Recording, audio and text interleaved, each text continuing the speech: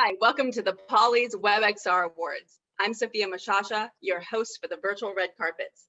I had the honor and the privilege to interview the pioneers of WebXR who are really pushing this industry forward. So I look forward to sharing those conversations with you here soon. Julie Smithson will be taking over as host of the ceremony at the top of the hour. Thank you guys so much for joining us here today, and I hope you enjoy the show.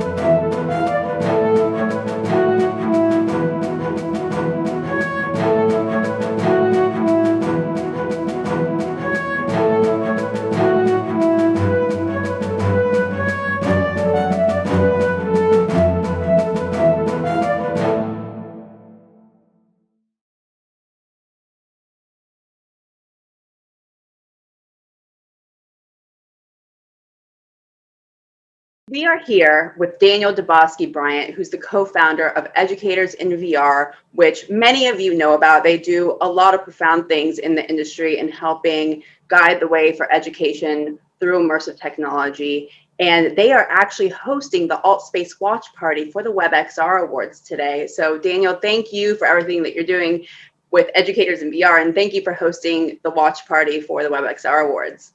It's great to be here. It's a real honor. Exciting to be in right at the beginning. And thank you for having me. You're involved in many other initiatives, including your new role at the Virtual World Society. Can you talk a little bit about that?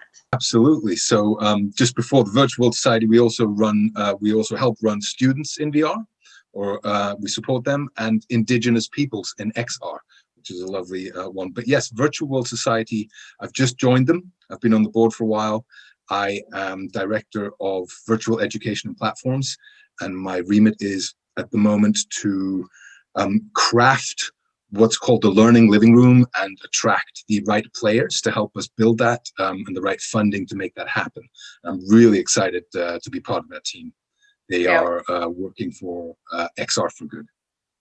You being a big part of the planning committee for WebXR Awards and hosting this watch party, I'm sure that you were able to experience some of the nominated projects that are on the WebXR Awards website.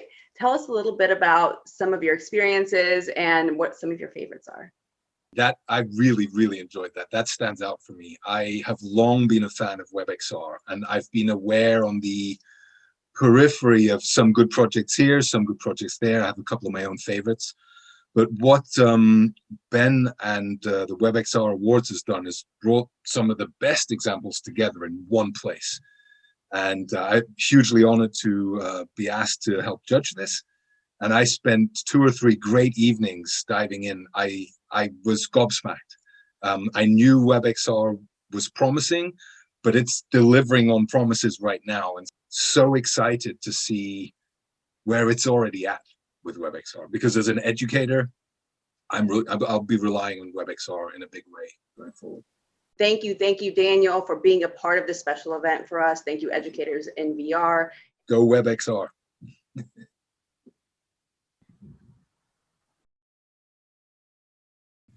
We have Jason Marsh and Michael DiBenigno here with us today from Flow Immersive. Welcome, guys. Nice to be here. Hi. So data visualization is probably one of the best uses of immersive technology that we've only begun to start exploring. And you both are pioneers of this effort for our industry, as demonstrated by your nominations of 4 Polys. Congratulations, guys. Thanks, we're amazed. So Jason, is this the case of the shiny object syndrome, and is this a novelty item? Thanks. That's one of my favorite questions. And, you know, you're talking to senior leaders at the UNDP, which is one of our biggest customers. And we so often just hear, this is cool, but is this real? Is this going to make a difference? And I say that cool is a technical term. Cool means a great skateboard trick. It means that BMW driving experience. It's where you have mastery and control. If you can reach out like Tony Stark flicking his atoms with Jarvis, you can reach out and manipulate your world in that level of control. That's efficiency, that is engagement and interaction that will help the message stick that much more powerfully. So cool is not just a nice to have, it is a technical term that is an important part of what we're trying to accomplish. Interesting. I'm definitely going to stick that in my back pocket for future use. So thank you for that. This award ceremony, to me, is just incredible. I think that we've all been relatively disjointed as a WebXR community, and this is sort of bringing us all together and recognizing the work that everyone's doing in the space. And I think there's really this opportunity, because I think we're all realizing that cross-platform is so critical in many regards, that you need to hit people where they are, both on flat screens, on mobile phones, in XR, in VR headsets and AR headsets. And that by doing so, we're actually helping bring everyone up to speed and not be tied to app stores. And I think it's really this very exciting moment to me to see so much momentum in the WebXR space, and to show really what's possible. And I'm really excited to see where this goes. The idea that you can create something quickly and share it with the entire world with no friction, just a URL. That's core to WebXR, and there's no way we could have done what we did without it. Yeah, 4 years ago, it was hard. There was a lot of pain and effort to get smooth performance on headsets. And now it's so much easier. Just huge thank you to the teams that have built this, and some of them are up for awards tonight. We use Three.js underlying everything we do, and it's been such a huge platform defining technology for us. So amen to those other teams, and our company couldn't exist. We couldn't have this communication tool without WebXR. Absolutely. And really that is the reason that we brought all of you guys together. Congratulations again on your 4 Apollos nominations, and we look forward to seeing you guys at the show. We have Jason Johnson here with us today from Troika. Welcome, Jason. Hi, thanks. So Jason, tell us your origin story and how you came to build the Troika library. Let me give you some background. Troika, it's basically a repository of tools that I developed over the past several years at my company, ProtectWise. We were a small network security startup that was fairly recently acquired by Verizon. And in the network security space, we had lots of very rich data to visualize and build very rich UIs around for network security analysts to use. And so over the years, we've been trying to push the boundaries of how we can visualize that data and tried to get into 3D visualization.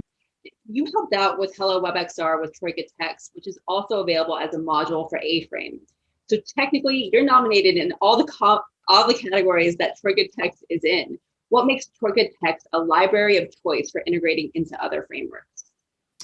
Oh, I've managed to make it where it's just a Three.js class, so that it doesn't require any particular framework to run, which was difficult to do, but I'm glad that I put the effort into it. In terms of why I think it's useful for the community, I really think that there isn't anything else out there right now that does text as flexibly and as high quality. Being able to use font files directly gives you access to kerning and ligatures and advanced stuff like that. And eventually I'm working on getting support for non-Western text, Arabic layouts, that sort of thing, further optimizations, doing signed distance field generation on the GPU. That should be coming soon. Lots of things on my checklist. And that leads into my next question. And if you have more to say, we'd love to hear it.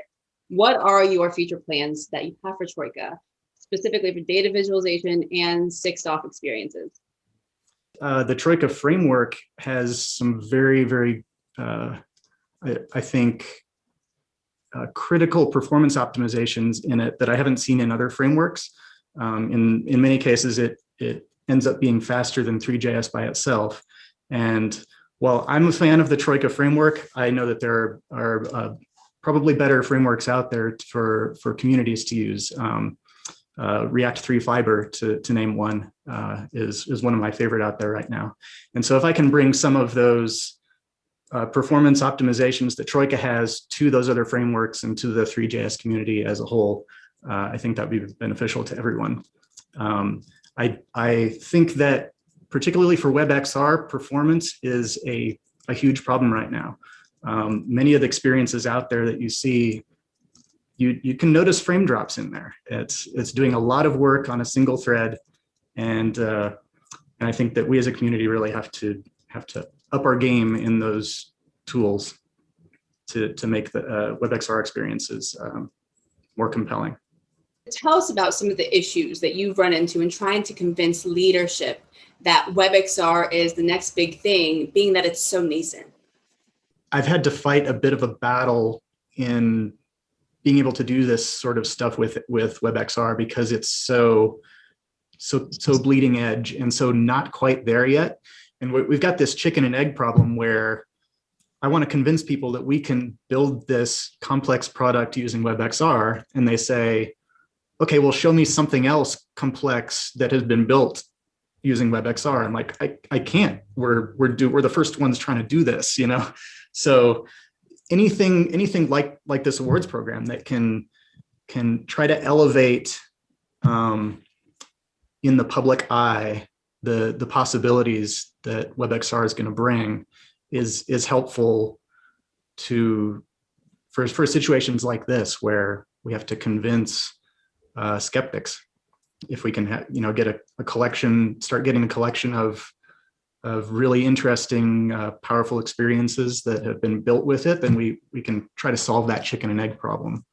And, absolutely. Yeah. Thank you for all the work that you're doing in optimizing performances, specifically within WebXR. And I'm sure the community is very grateful for all your work.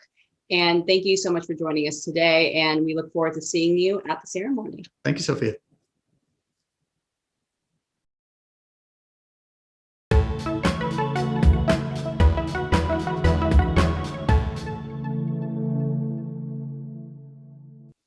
So we have Erica Stanley of Mozilla Hubs with us today. Welcome, Erica. It's so exciting to be here.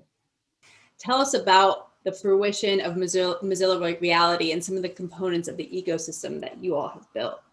Yeah, so we were definitely part of the mixed reality organization at Mozilla, and we definitely benefited from all the amazing things that came out of that org. We worked closely with the Firefox Reality team, for instance. We worked closely with the WebXR team working on iOS. And so really seeing how we can push the boundaries of some of these technologies and how we can incorporate that into what we're doing in Hubs and in telepresence at all, right? So how can we push the boundaries of telepresence in 3D worlds? And so tell us a little bit more about Hubs and what the experience is like of getting into that platform. Yeah, so it's super easy because it's web-based.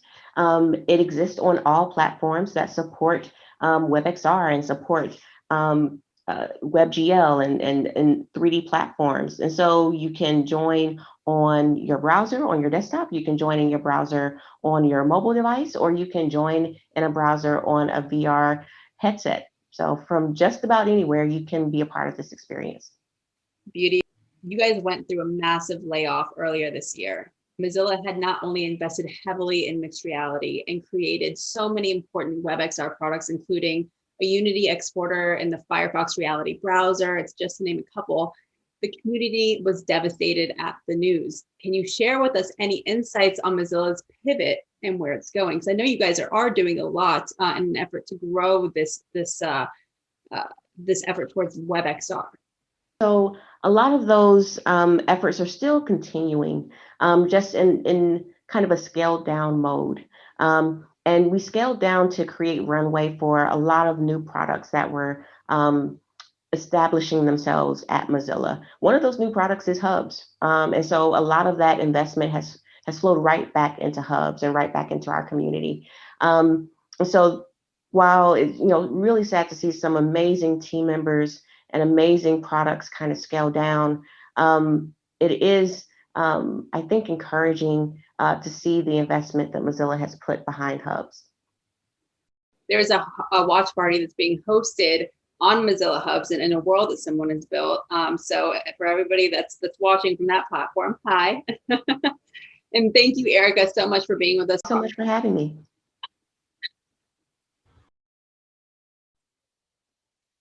We have Trevor Flowers with us today. He is a member of the Immersive Web Community Group, publisher of the Immersive Web Weekly, founder of Transmutable, where he's creating a digital production studio in WebXR for independent content creators. Welcome, Trevor.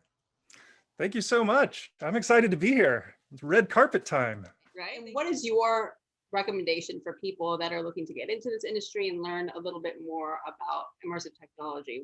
What's your kind of go-to resource? Oh, sure. I mean, I think that the web engines like Three.js and Babylon are great resources for people to get started, especially Three.js. It came out of the demo community, which was basically a community of people who would make demonstrations of just stuff that they thought looked really cool or exercised a cool aspect of our sensory systems. And so it's really oriented for people who want to get in there and get started using, anything from the really basics of web technologies all the way through to the complexities of shaders. And then there are sort of spin-off projects like A-Frame that help people who already know a little bit about web development. So for a lot of people who are looking to get into it, I recommend looking at these free open source engines. There's a huge community of people around them.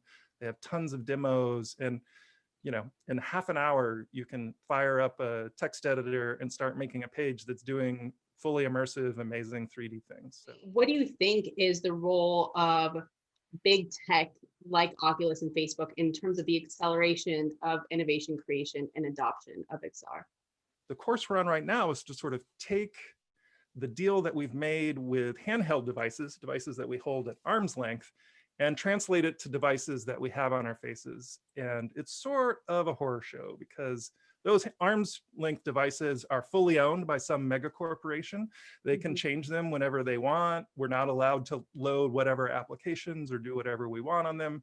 It's kind of a rough deal for something that would actually sit between us and the world, sit between our eyes and the rest of the world and our ears and the rest of the world. So I think what we'll get to is a realization as a culture that having more agency over the devices that you have is sort of a human right. It's a basic right that we really need to pay attention to. So things like fully open stacks and devices that are third-party verifiable to be running the software that you want them to run. There's sort of several tactics that we'll bring online as we get better at this that I think will make a big difference in improving that deal that we currently have. And so going forward, we're sort of creating what eventually will be to all of us more like a second imagination. And so that's one of the reasons why the open web is so crucial, because I don't really want my second imagination to be run by a single corporation or to be based on proprietary tools that can disappear whenever, the market changes. So I'm excited about the immersive web, mostly because it's just really important for us. Absolutely, I completely agree. The more that we can do as a community to build tools so that we can create these sort of inherently spatial experiences that take advantage of the huge amount of our brain that's dedicated to processing that information, and do it in such a way that it directly demonstrates the kind of work that someone is trying to express, I think the better off we'll be as a species. But what needs to happen for more devices to be able to integrate WebXR so that the content is more accessible? As far as accessibility, the web from the very beginning has accessibility built into it. One of the differentiators from it from the very beginning is that it's meant to be displayed on a number of types of devices, and the inputs are meant to come from multiple types of devices. And in the development of WebXR, we very carefully designed with the idea that you wouldn't always come in with the Oculus tracked input device. You may come in with a sip and puff device that helps you, for people who can't manipulate that specific type of controllers. There's a level of abstraction there for these input devices that let people write applications that run on as many devices as possible and take in as many input types as possible. So I'm really optimistic that a lot of the hard lessons in the web where we've done it more or less well have helped us sort of inform the way we have designed WebXR, and hopefully we'll open it up to many more people for that. Yeah, well, with more complexities in decision making comes more opportunities for engagement. So that's what we have to look forward to there. And the goal is to create accessibility for both the users as well as the creators. And we thank you so much for all the work that you're doing in this field for progressing WebXR. Thank you so much. Yeah, it is a privilege to do this work, honestly. And thank you for having me here. I'm excited about the whole event. Absolutely. We look forward to seeing you at the show. Thank you so much, Trevor. And thank you, Sophia. We have Christina Chaos Princess Kine and Caitlin Meeks here with us today from Tivoli Cloud VR, which happened to be one of the platforms that we are streaming live on today for the WebXR Awards. Welcome, guys. Thank you so much. So for people that don't know you guys, don't know the platform, give us some background on how did you guys get involved in VR and how did Tivoli Cloud come about? Well, Tivoli Cloud VR is an open source multi-user virtual reality platform that was derived originally from our work at High Fidelity, which is a predecessor platform to this that we've extended. That's where Christina and I both met and discovered a wonderful kind of like ability to work together to create this new vibrant platform. And today we're growing and adding all kinds of new functionality, and it's just a very exciting time right now to be working on this. Everything is possible on Tivoli. Like your imagination is the limit. So it's we have like physics. We have everything is scriptable with JavaScript or TypeScript. You can script your own mini games. You can exchange gravity. So we have particle effects like in the picture behind me, and we have like state-of-the-art graphics supporting GLTF. And it's I haven't come across a different platform who offers all of this. I've been inside this environment and it has some of the best graphics and environments that I've seen in a social VR platform. So I do urge you guys, if you have the equipment and the ability to, check out Tivoli Cloud VR. And we are also hosting a watch party for the WebXR Awards in Tivoli Cloud. So if you have the bandwidth, go in right now, check it out, watch WebXR Awards in Tivoli Cloud and play around otherwise. But thank you guys so much for coming on the show today. And I look forward to seeing you in your platform to watch the watch party for the rest of the awards show.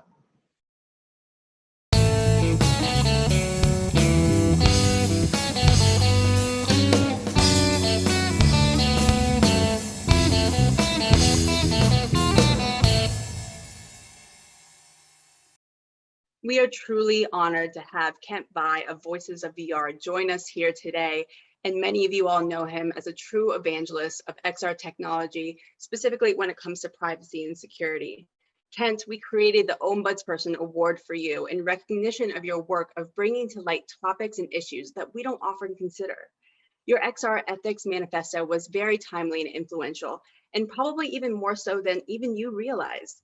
More than that, the way that your journalism probes deeper than what's on the surface of story while weaving in a concern for privacy does us all a great service. So thank you so much, and thank you for being here today. Yeah, thank you so much for for being here and for all that you're saying there. And yeah, I'm excited to just see this initiative and effort that you have with trying to bring and champion together what I think is going to be a crucial technology with WebXR, and it's a countervailing force towards the closed modeled, closed ecosystem. And the very first gathering I went to, the Silicon Valley Virtual Reality Conference, I did a couple of interviews about WebVR, before it was even WebVR, it hadn't even been named yet, with Vlad Vasevic and Tony Parisi. And so this whole open web vision of what could happen with virtual reality has been on my radar since literally the very beginning of when I started the Voices of VR podcast. And so I've been able to trace this issue over the years, and it's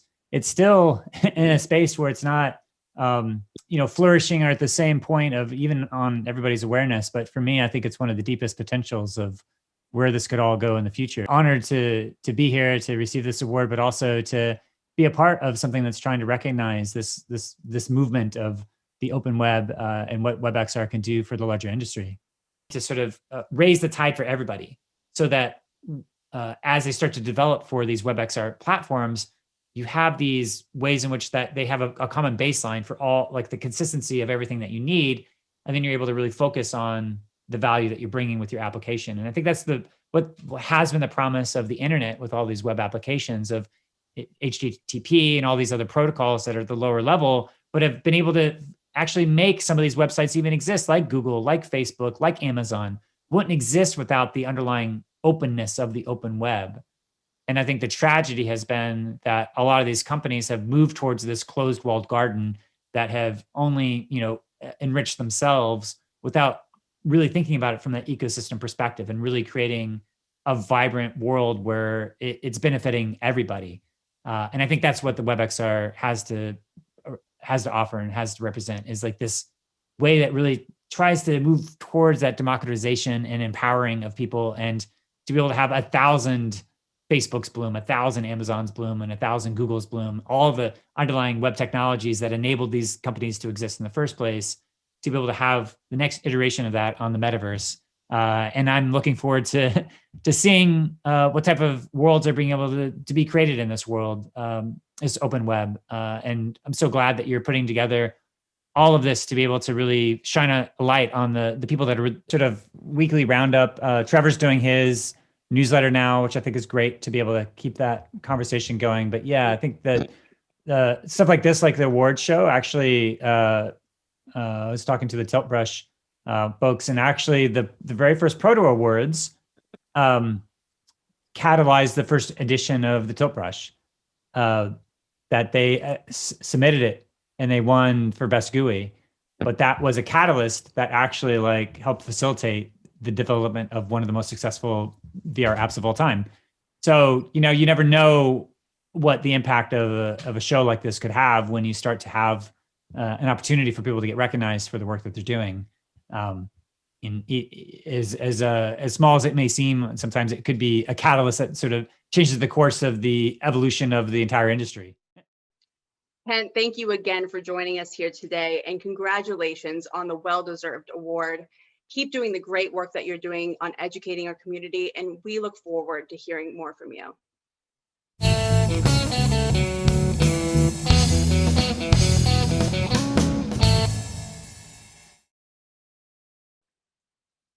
We have Erome Ibrahim here with us today, coming to us all the way from Nigeria. He's a leader of the XR community in Africa and is organizing an event called Immersive Tech Africa. This event will bring together talent and startups from across the continent, and WebXR will be one of the central focuses. Welcome, Erome. Tell us about your XR event in Africa. Erome Ibrahim. I am from Nigeria. I run a startup called Express Immersive, and also a community called Immersive Tech Africa. So what we're trying to do is to connect creatives, content developers, and also boarding XR industry leaders in Africa to global communities and also opportunities. And my first engagement was with the Oculus Go device. And when I had it on my face, it was amazing because I had the ability to explore places without limitations, right? Without a visa, right? I could visit places I could just dream of, right?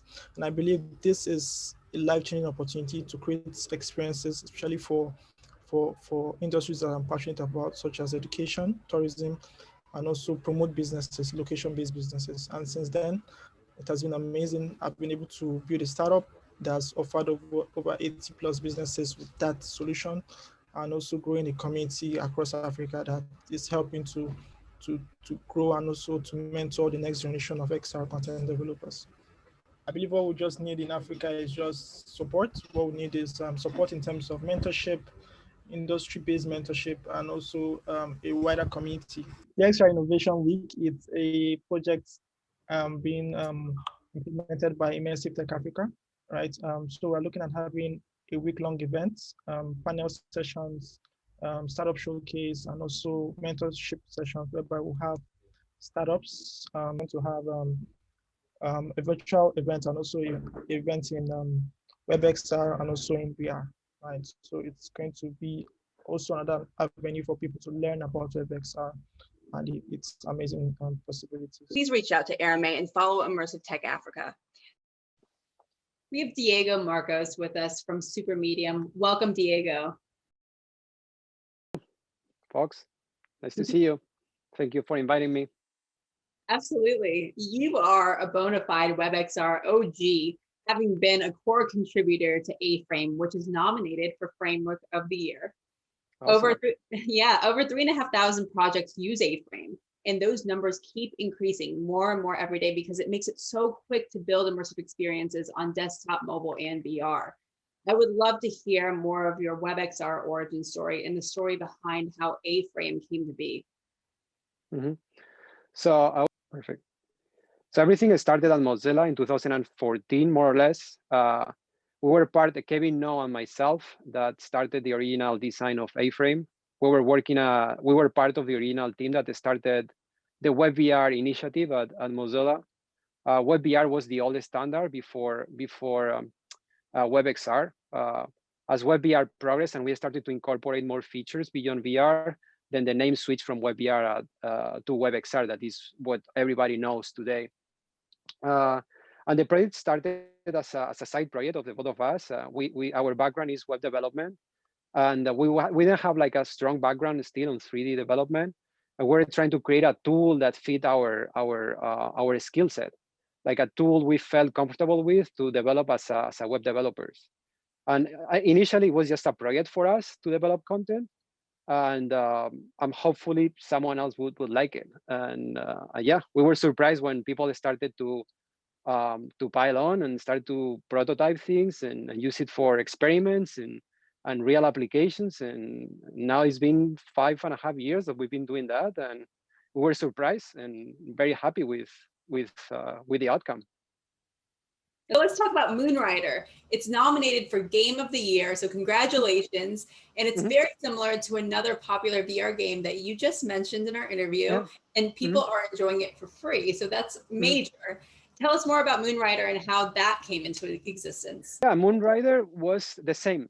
So it's the same process. We follow the same process. It's like introspection. What do we like? It's like we are fans of Beat Saber. And at the same time, we work on the WebXR space, and many people love Beat Saber. It's like, oh, like there's always like WebXR. There's always the question is like, oh, can WebXR deliver high quality experience? Can WebXR the technology is ready to actually make real games? It's like we took the idea of Beat Saber, and then we implemented using WebXR technologies. And the idea was like more like a prototype, a proof of concept, or a demo to illustrate the power of the technology. It's like if you put the time and the energy, you can actually deliver compelling experiences today. There's no more wait. The community is the bread and butter of A-Frame. Without all the people that are contributing, that are filing issues, that are creating content, and A-Frame is what makes A-Frame successful. And I don't know, it's like you put me in a hard spot because there's so many people that contribute over time. So we have Kfar, we have Don McCurdy, like Kevin No that he's not around today on the call. Yeah, I just don't wanna. The list is so long. I don't wanna forget anyone. But yeah, the community as a whole is. I've been doing this for 5.5 years, and if we don't have the community we have today, I would be doing something else, because the standard finally got finalized, but not completely finalized because we are still incorporating features, but we have a nice baseline. So right now, the limiting factor to create VR content on the web is not the standard anymore. So we have a nice baseline to do compelling content today. And Chrome is shipping. The Oculus team is making an awesome job, like with the Oculus browser. They have a top-notch implementation of the standard. And we have on desktop, we are also covered with Firefox and Chrome and Microsoft Edge now as well.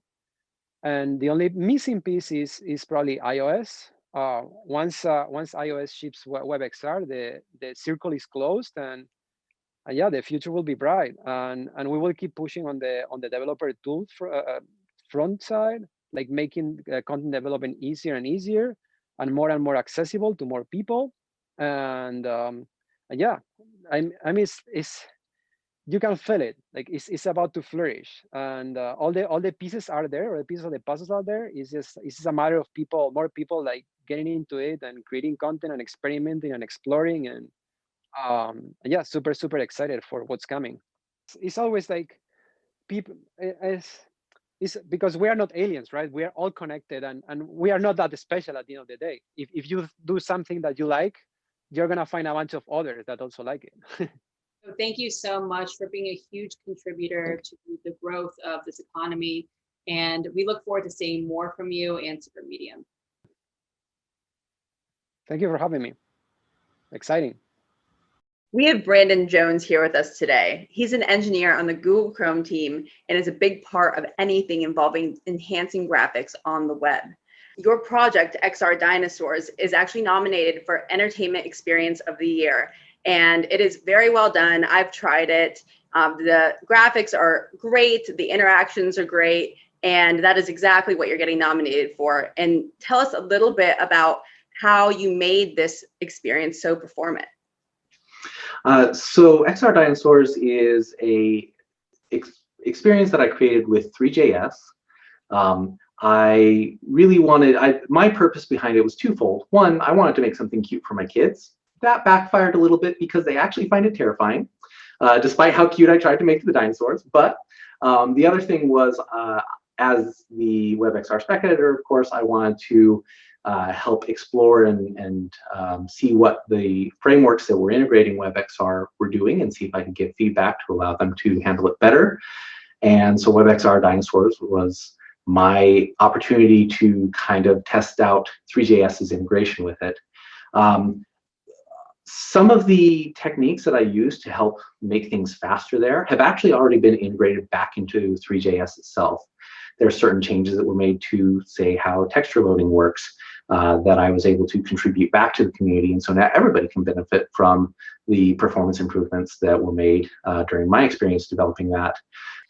So Brandon, let's go back to you. What are you working on, and what should we keep an eye out for? The primary thing that I'm working on right now is actually the WebGPU API that I mentioned earlier. It's a large effort. Multiple people are working on this. And I'm very interested in seeing what kind of capabilities it can give to graphics on the web in general, but also to enhancing what people are able to do with the WebXR API. Because like I said earlier, graphics is not the end-all be-all for immersion, but if you can do more, then you might as well. It's always nice to have more flexibility in what you can actually put on the screen, and that's something that WebGPU should give everybody. It should be a really nice API to use. I've been doing some early experimentation with it. It's a very fun API to use. It doesn't have some of the warts that WebGL has because of its history coming from OpenGL, and I'm really excited to get that out to developers and have them be able to just see what they can do when given more access to the GPU. Well, thank you, Brandon, for all the work that you are doing and providing developers tools they need to really hone in on their XR development skills, and specifically on the web. It's going to be huge. We all know that, and that's the reason why we brought the awards show to light. So thank you so much again, and thank you for being a part of the show. Thank you. And if I can leave one final comment, I think it's great to have, shows that really highlight the exemplars in this space.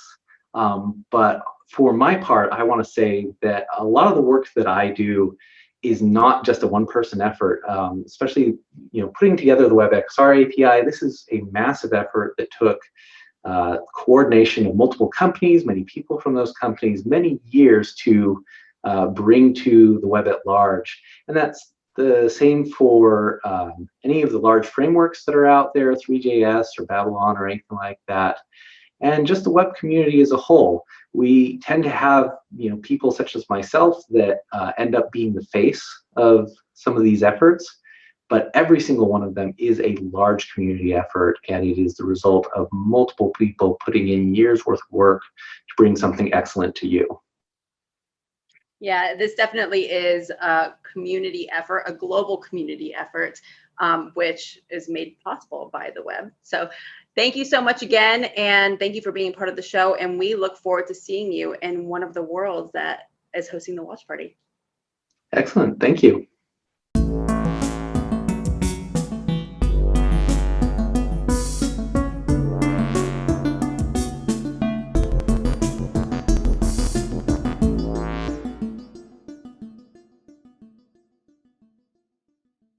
We have Ricardo Cabello, as known as Mr. Doob, here with us today, and we are so honored to have you. Thank you, Ricardo.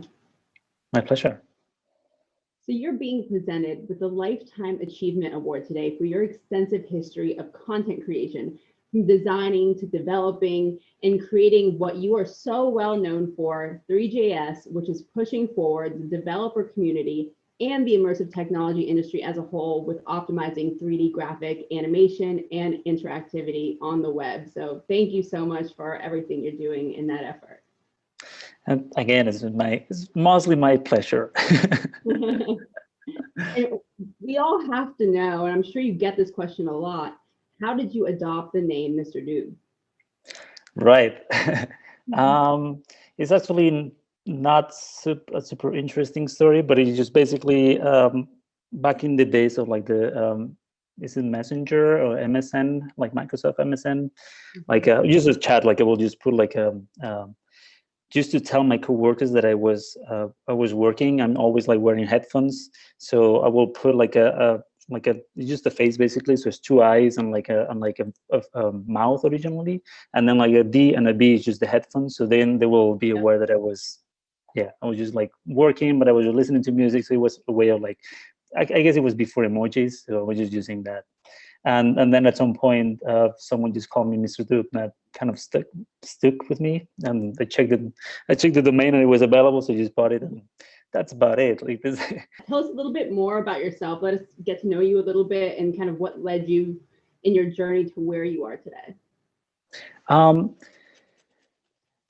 Wouldn't know very well where to start, but yeah, like I'm originally from Spain, from Barcelona, and I moved to London like in 2003, something like that. And at that point I was basically like working as a I ended up working as a Flash developer for like marketing websites, like for like Chanel and the Dolce & Gabbana and Nicki and like clients like that, and an agency here.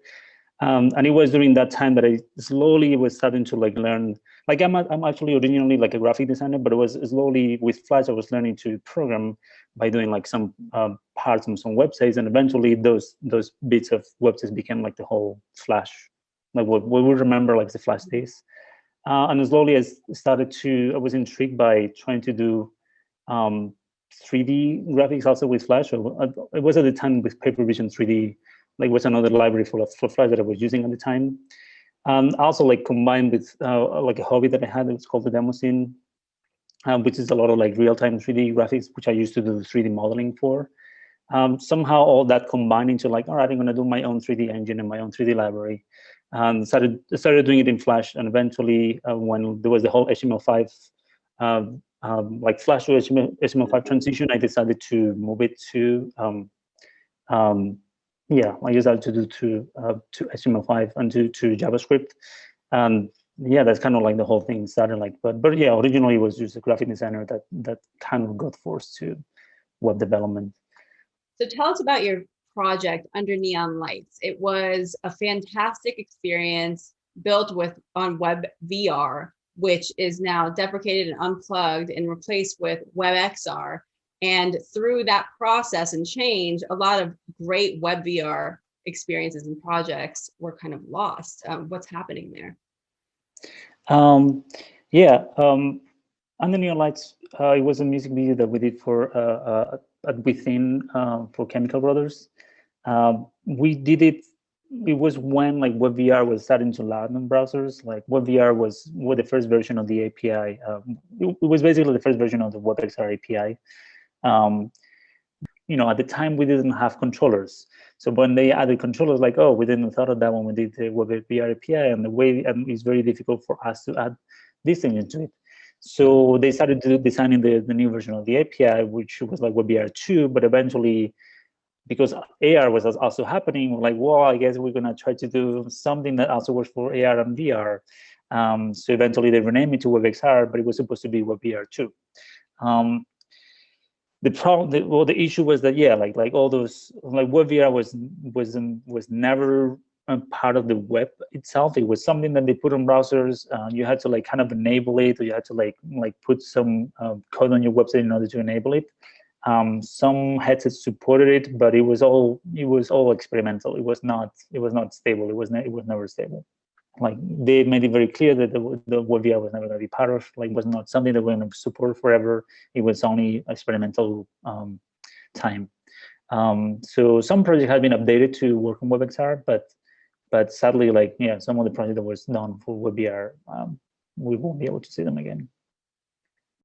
But I'm glad that with this new WebXR API that we're going to be able to create more robust experiences, that hopefully now this is the new standard going forward. We're not going to lose any other precious material, and we're just going to continue to thrive and prosper from here. I hope so too.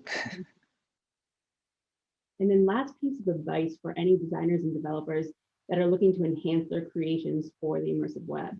I think they will benefit from trying to learn like cinematography, like all those skills that are like more like, what to put lights, or what to put like the camera, like how to move the camera. So at that point is skills of like how to set up a scene, and like where to put the camera, where to put the lights, and where to put the objects, and how to animate things.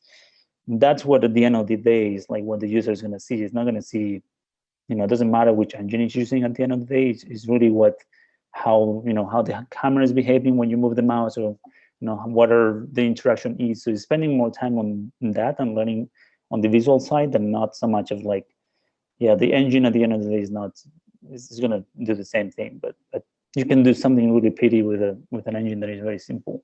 But yeah, like so it's more, yeah, learning like visual skills or cinema skills rather than programming, really. Yeah, absolutely. I mean, just another example of how all of these media and design and development skills are kind of coming together to kind of enhance this overall world of media and immersive media, and then specifically on the web, as we're discussing today. But thank you so much, Ricardo, for joining us today. It's been an honor, and thank you for everything you've done. Thank you for your building this community for WebXR, and congratulations again on the Lifetime Achievement Award for the Polys. We look forward to seeing you at the show. Thank you. My pleasure. My pleasure.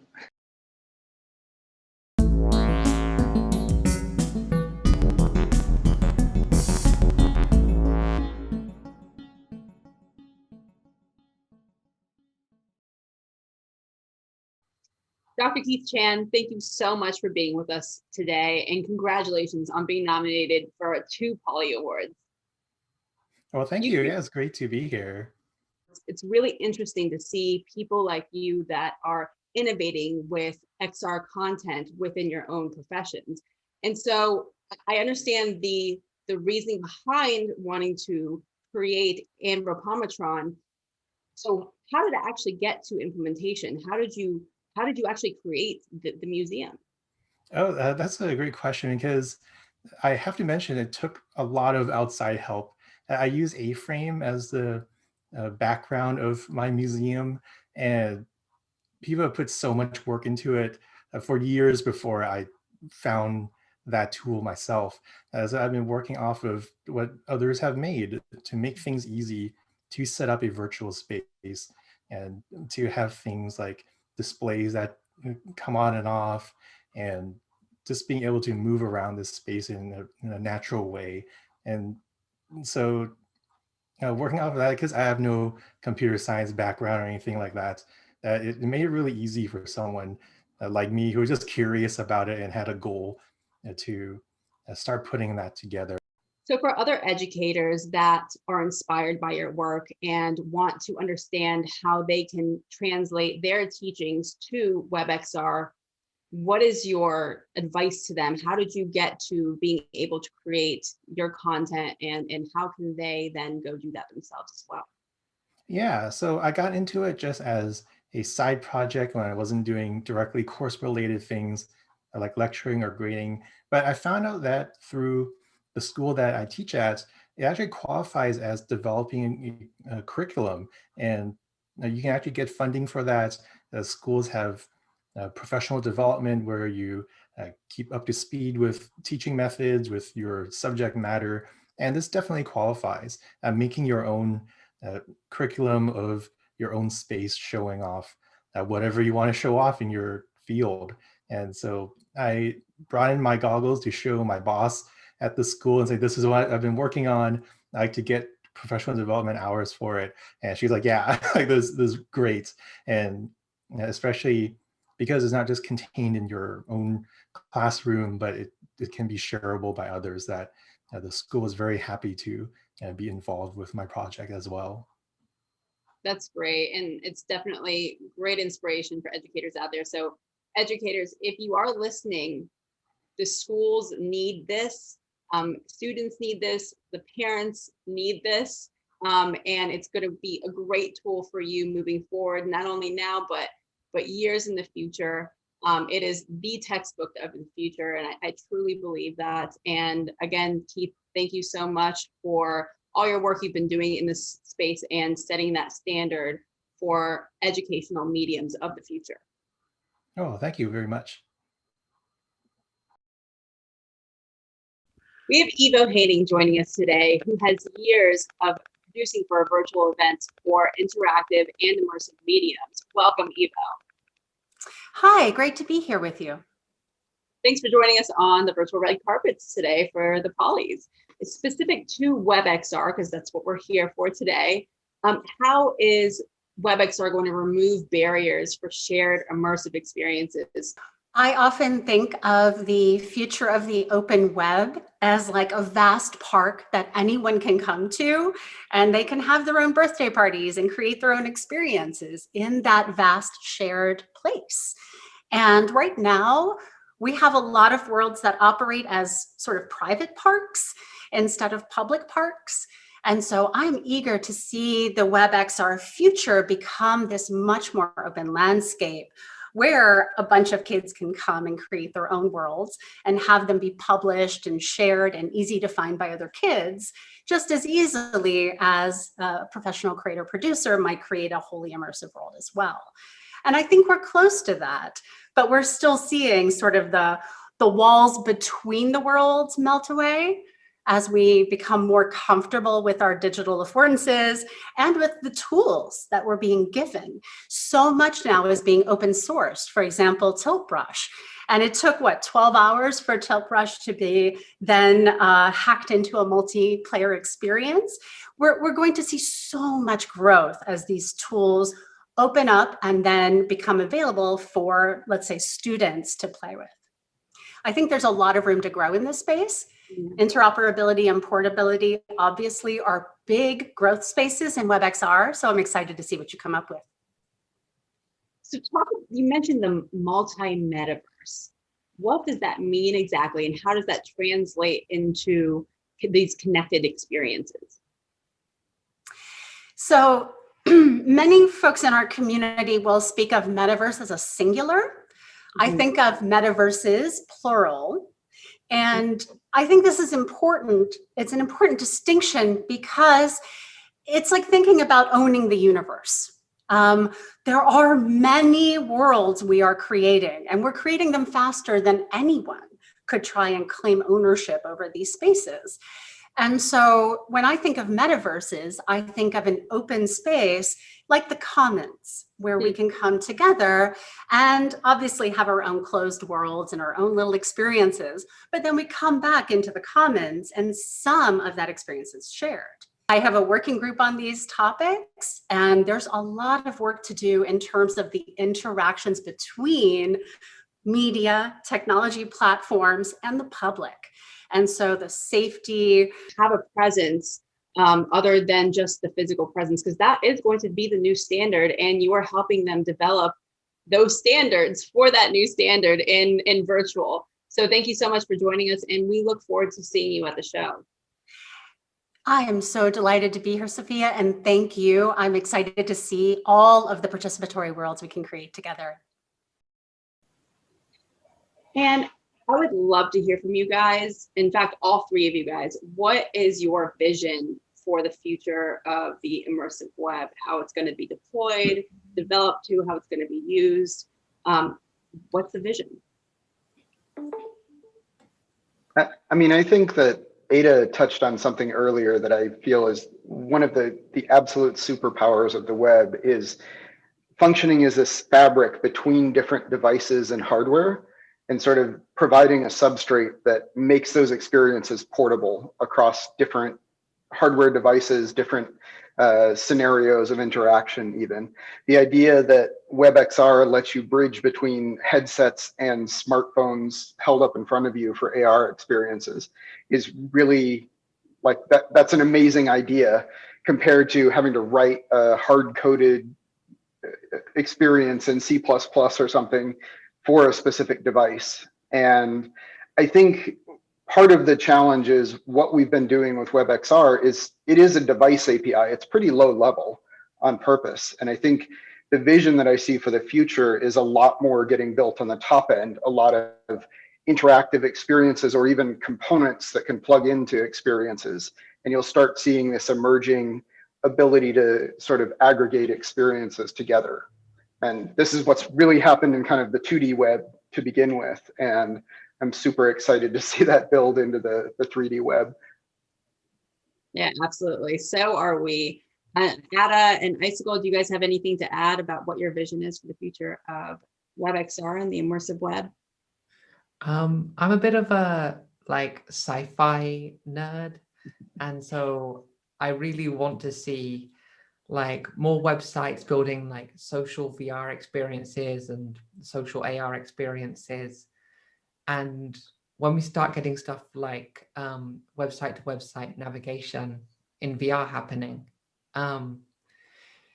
through WebXR, I'd love to see just like hanging out with someone on a website and then like playing Pong or something, and then being like, oh, I'm bored with this, let's go somewhere else. You go to a different website or a different domain, do something entirely different, but still hanging out with the same people. And that's kind of the future I want to see from the immersive web, but a lot of standards to build in order to get to that level though. And how about you, Icicle? I'm actually very excited that web is a very powerful thing, and we have all around the world, the majority of the developers are JavaScript developers. So I'm really looking forward to having a much bigger WebXR community in the future. And with the devices becoming more and more powerful, we will have much more interesting and performance experiences.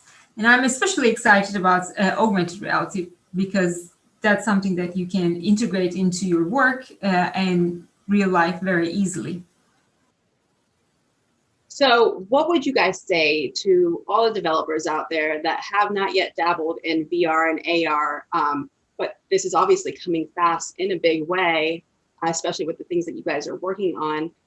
What would you say to them in terms of where WebXR is going and why it's important to get involved in the development of this platform? Cool.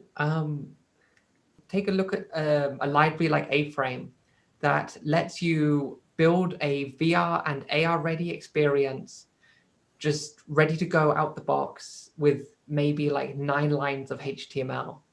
And from there, it's only like building bigger, and it's amazing. And so it's easy to start. You don't need a lot of expensive equipment, and it's really fun. And hopefully there's going to be a big industry around this one day. So knowing it can always be a good thing to go on your CV, if nothing else. Yeah, I want to put a strong plug in for what Ada just said. Start with some frameworks, because A-Frame, Three.js, all these frameworks actually do all the heavy lifting of the WebXR device API for you. You don't even have to go read the WebXR device API spec to know how to build one of these experiences. And I'm usually somebody who likes building things right down to the metal of the APIs, but this is one that you don't have to do that in order to have a really great experience. So as a person who has been on the other side, who's been developing for HoloLens and other devices with using Unity, Unreal, using C# and C++, JavaScript is the much better option. It's a much easier and smooth developer experience for sure. And on top of it, one big advantage is you're building just once. You're maintaining your applications just in one place instead of going through a lot of stores with Apple, Microsoft, or Google and having to develop for their specific system. You are developing once and sharing with the whole world. Yeah, I think I can speak for everyone in the community when we say we are excited for all three of your individual visions, and we hope for the same. And we thank you guys so much for being on the show with us and being a part of the WebXR Awards and sharing your stories and being so critical to the community and the development of WebXR standards, because without that, we probably wouldn't be as far as we are, and it's going to be key and critical to enhancing these features for the deployment and the consumption of immersive content in the future. So thank you so much, you guys. Thank you for being here. But thank you so much for organizing all this. It's really a delight to see. It has been such a pleasure to speak with the technologists and creatives behind WebXR, and it truly is a once-in-a-lifetime opportunity to get all of these visionaries together to talk about the future of the immersive web, and I, for one, cannot wait to see what the future holds. You've been watching the virtual red carpet at the Poly's WebXR Awards. I'm Sophia Moshasha. Thank you for joining us. Up next, we have Julie Smithson that's going to be hosting the ceremony, where we'll get to see the nominees and the winners for the WebXR Awards. Hope you enjoy the show. Over to you, Julie. Wow, thank you so much, Sophia, for anchoring that incredible show to let people know who and what we are celebrating. I definitely got the feels. It was so powerful hearing from the people behind WebXR. The past few months as we've developed this show, we've been on this incredible journey, thanks to the amazing people that have rallied around this idea, that it's time for immersive content to be recognized as the medium of the 21st century, and that WebXR is the format that will bring it to millions and eventually billions of people. Medium is a word you'll hear a lot tonight. To put things in perspective, the invention of the medium of photography happened just under 200 years ago in 1829, and then over the following century, sound recording and motion pictures were invented. In interesting award show trivia, the Oscars were the first major award show created to celebrate movies. It debuted a full 100 years after the first photo was taken. And it was the second Oscars that was the first to be broadcast on the radio in 1930. Then it took another 23 years to be broadcast on TV in 1953. Who wants to wager on what year the first spatial Oscars broadcast will be? Since then, computer graphics became the next artistic medium, which paved the way for the web and ultimately spatial computing. In 2020, the immersive web brought together all these mediums that became before in a standard format called WebXR. What we're doing tonight is a first.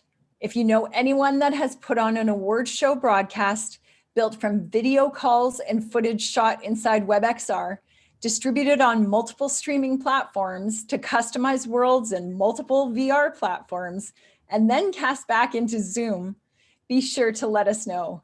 This is an exciting day for our team.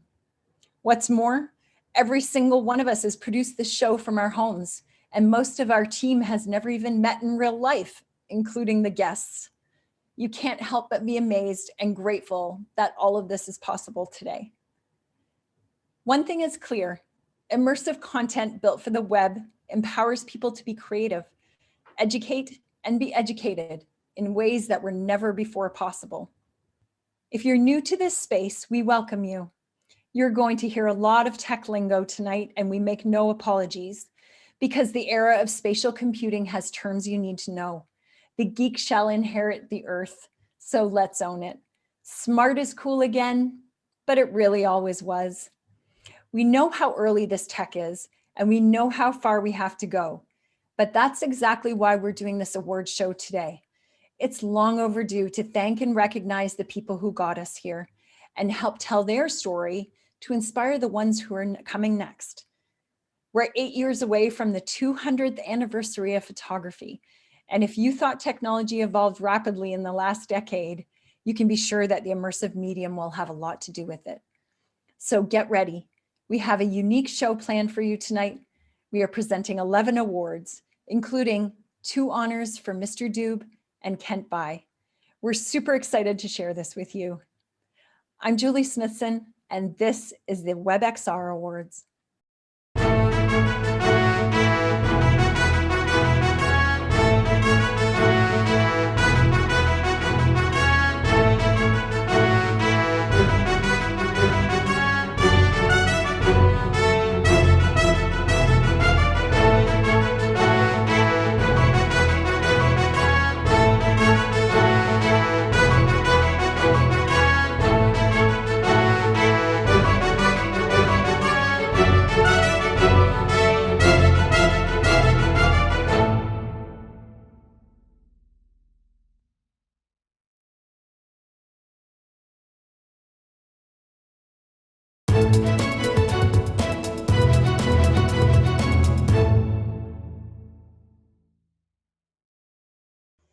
Let's start the show off with some context. Why is WebXR so important? To explain why this technology is the future of the web, is co-founder of Metaverse and host of the XR for Business podcast and the XR show, my partner and husband, Alan Smithson. Thank you, Julie. Hello, everyone, and welcome to the Polys. My name is Alan Smithson, and I'm delighted to welcome you to an event that celebrates many world firsts. This event is the first event to be streamed into the Meta Multiverse, a collection of watch parties of different XR platforms that you can party hop to and enjoy with your friends. We are here to honor the pioneers of a new medium for the first time at the Polys, the WebXR Awards. The medium of WebXR delivers immersive experiences to stereoscopic web browsers with 6 degrees of freedom. The importance of this technology cannot be understated nor underestimated. Today, there are over 12 million JavaScript developers in the world, and with WebXR, they are able to create virtual and augmented reality content with ease. Content that is needed more and more as devices that support immersive experiences come to market. Content that will unleash new creativity for a new medium. This year, the community is small, certainly compared to what it will be in 2 to 3 years from now. That is why we're starting now to recognize the progress and invite everyone to join this movement towards the new web, the immersive web. The power of being able to distribute XR content via URLs makes it possible for creators to publish and reach their audiences without being regulated by app stores. Websites are no longer flat displays of information that you scroll, but virtual places you move around in virtual reality, content that projects into your world and you can physically move around in augmented reality. WebXR is the standard that lets us create sites that you can inhabit and experience with other people. This is all at the very beginning. 2020 was year 0 for WebXR and for the mass adoption of XR hardware. Here we stand looking at the next frontier of the web. It's a web that you can build your own worlds in. We are here to inspire you to build what you want to do in this new frontier and to stake your claim on its landscape. We are here to encourage you to find ways that haven't been thought of yet, to educate, and to use the power of this medium for the good of humankind. We support initiatives that make XR inclusive and accessible by design. We're building an immersive web that is intended for everyone, to serve the underserved, to empower the differently abled, and to lower barriers to entry, to make the metaverse a place that you don't just visit, but you can contribute to in your own unique way. The WebXR Awards are here to recognize the early pioneers because we want you to become one yourself. Together, we will build the immersive web. Julie, over to you.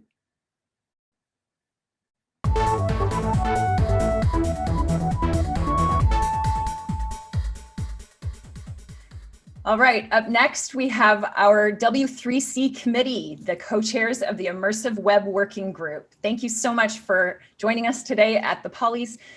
Chris, Ada, and Icicle, thank you so much for joining us. Chris, do you want to share with everybody the great work that you guys do? Sure. So the immersive web groups at the W3C are responsible for providing APIs and specifications to integrate WebXR, the immersive API set, into the web platform. So figuring out how to make all of that work with JavaScript, HTML, CSS, WebGL, all the rest of it.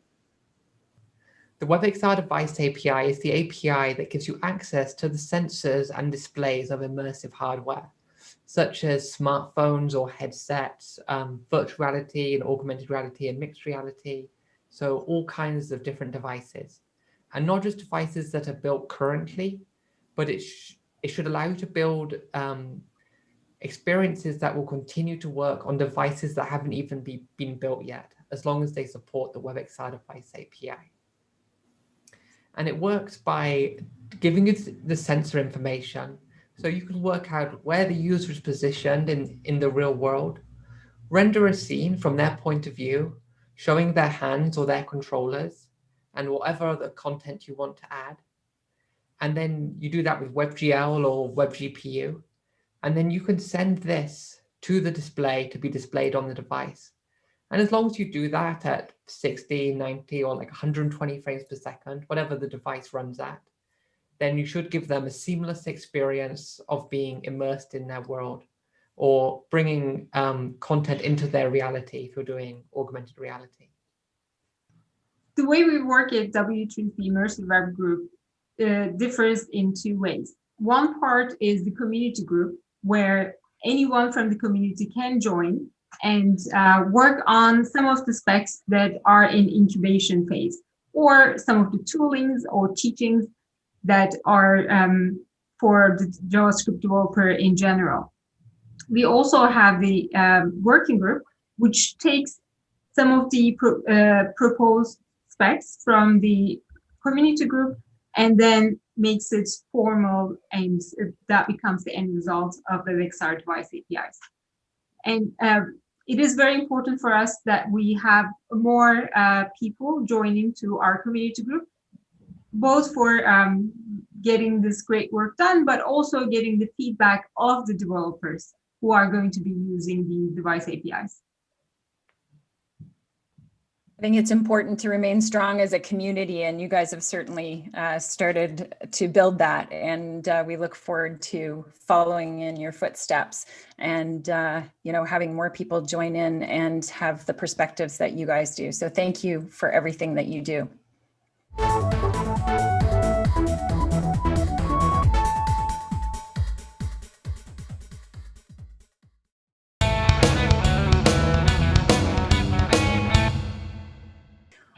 All right, up next, we have the Poly for the Framework of the Year.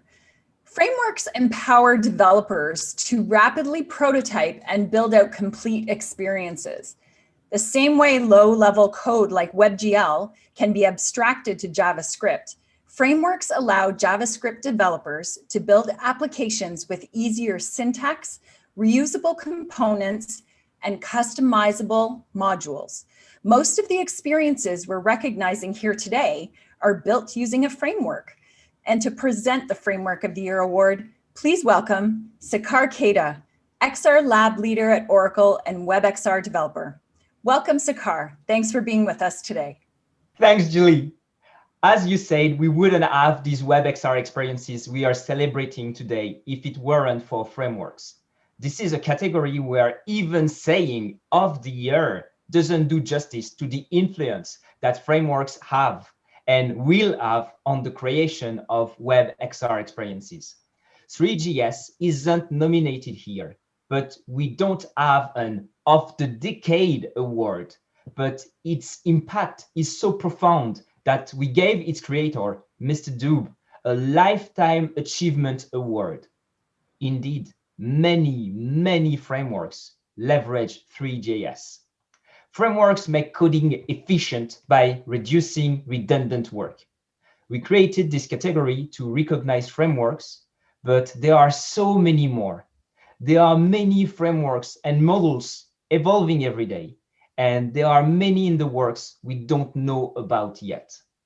These nominees are picked to give special thanks for the effort it took to build and the impact it has on the community.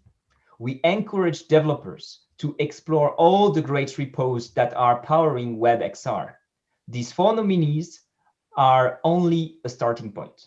And the nominees for Framework of the Year are Troika by Jason Johnston. Troika began as a data visualization library for ProtectWise that was then open sourced. Jason Johnston is actively maintaining this framework with the component architecture to make it easy for developers to build rich front-end experiences in 2D that also go immersive. Notably, Troika innovates on how text is presented in WebXR, and Troika text and integrated as a module into our other frameworks, including our next nominee, A-Frame by Supermedium, Diego Marcos, Kevin No, Don McCurdy, and over 300 contributors. A-Frame began as Mozilla in 2015 to make it possible to build first web VR and now WebXR experiences using declarative markup, in other words, HTML. Now A-Frame is maintained by Supermedium, and it has become one of the most popular ways to build an immersive scene with very little code or experience with WebXR, which is why it is used by over 3,500 projects to make experiences that also run on desktop, mobile, and headsets, all with the same code. Babylon.js, Don Katuhi, and over 300 contributors. Babylon.js is a popular open source rendering engine and JavaScript framework that provides a toolkit to build performance immersive experiences.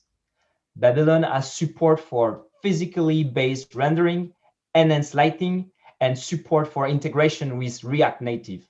Babylon.js is used in almost 2,500 projects.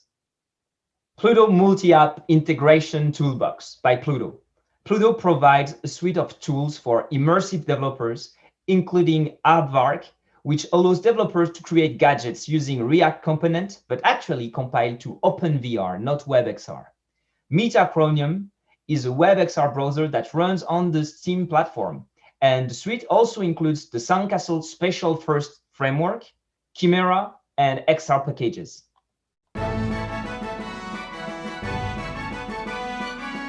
And the winner of the Framework of the Year is Troika Jason Johnston. Thank you very much. This award's a huge surprise for me, to say the least. I definitely feel honored to have Troika nominated in this category, along with such other great frameworks. It's been really good to see a data viz focused framework being recognized like this. With my apologies to the jurists, though, I do think that they got this one a bit wrong. It's really no comparison up against A-Frame with a gigantic community, and so many other experiences are built on that. and Babylon.js, which is a very mature, deep framework. I do hope that other people check those frameworks out, as well as the other nominee from Pluto. But anyway, I'd like to give ProtectWise and Verizon some thanks for allowing me to open source these parts of our toolkit, and for having the ambition and vision to pursue 3D immersive UIs and data viz in general. That's pretty rare, and I'm very thankful for their support. And finally, I'll say with confidence that the ultimate framework for building WebXR experiences has not been created yet. So let's keep working and invent it. Thanks.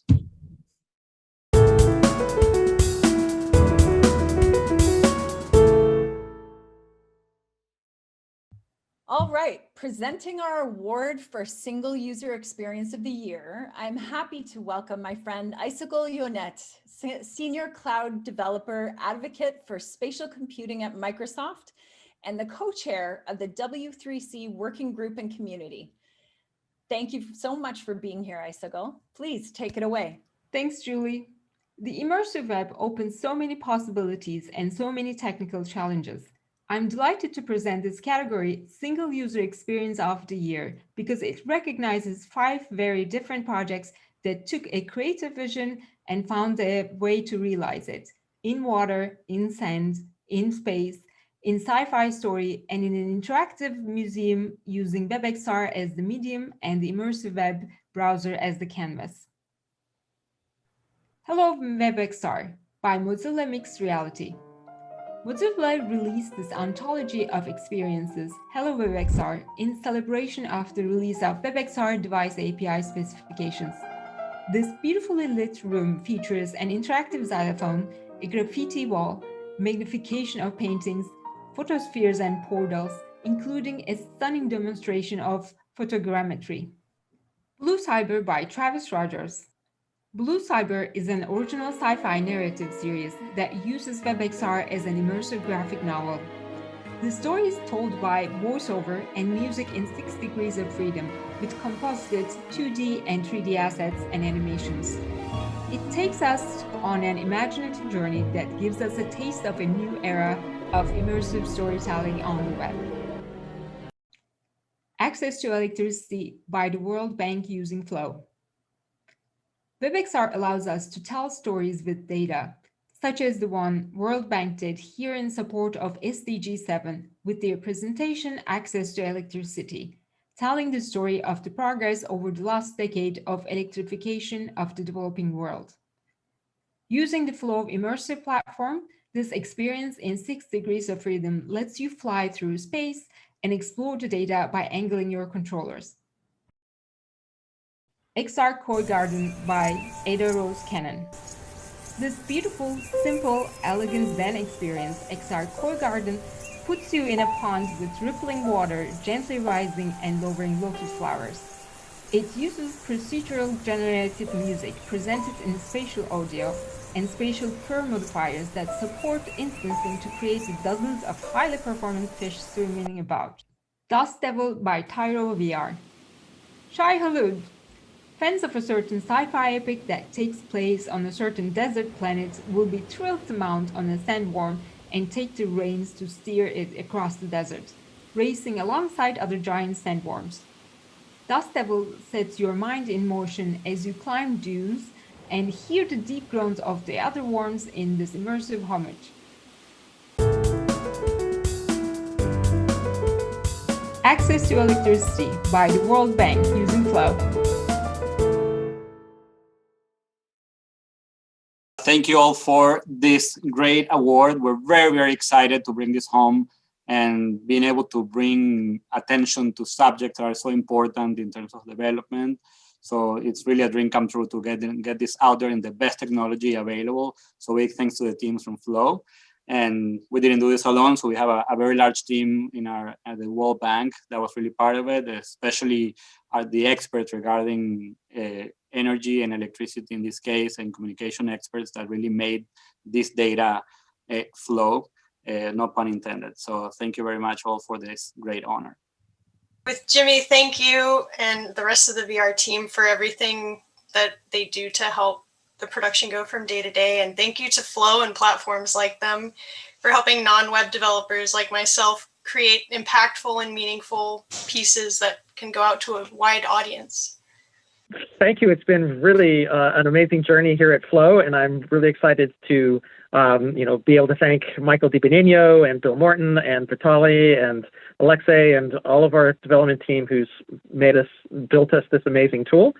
And also really grateful because this is such a good example of a live working app for a real use case in enterprise and public policy. And that's where it matters, where we actually can make a difference with these tools. Adding on to what Jason had said, I think this is truly a testament to say how a tool can really change communication, and that Jimmy and Liz and the team really use Flow to its fullest capability. And I think also using WebXR to distribute that content to the broader world is really impactful. And so kudos to everyone involved here.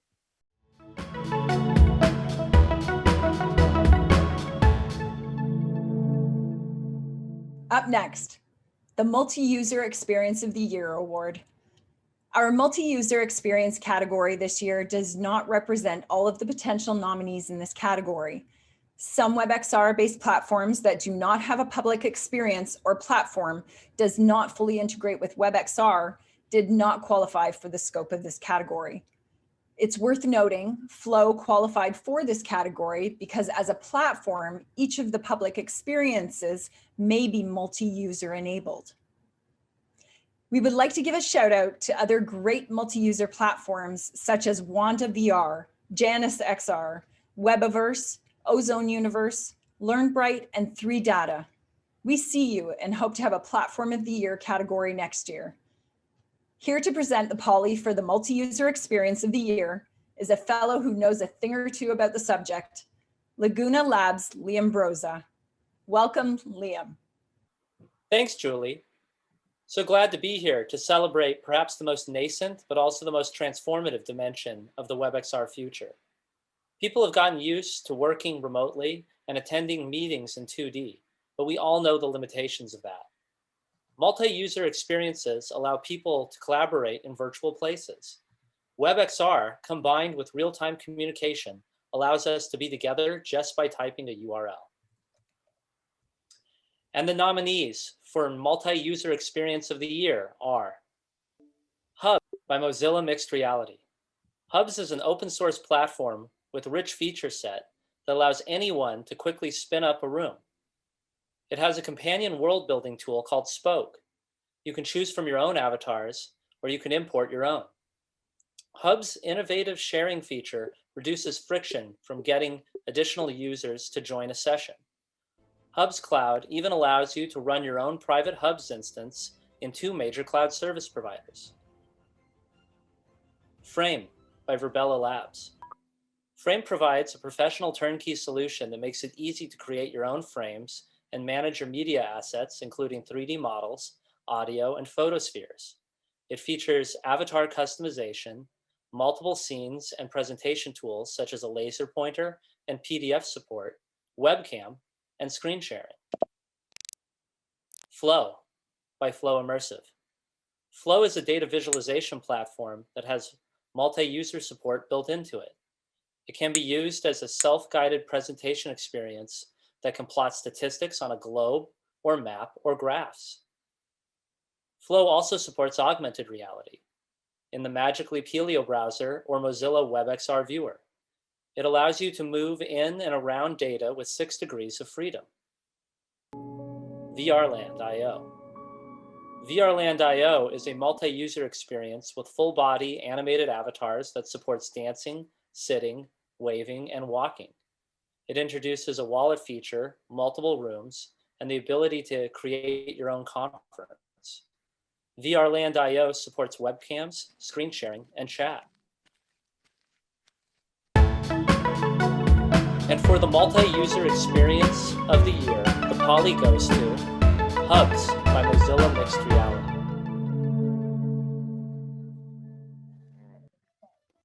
Thank you so much for awarding us the Multi-User of the Year Poly. There are so many amazing people, currently and formerly, a part of Hubs and Mozilla that made everything we're working on possible. There's no way to name them all in just a few minutes, but I want to highlight Greg Fedor, the former lead of Hubs, Lars Bergstrom, who dreamt up and built the most amazing mixed reality team at Mozilla, and Sean White for dreaming right along with him.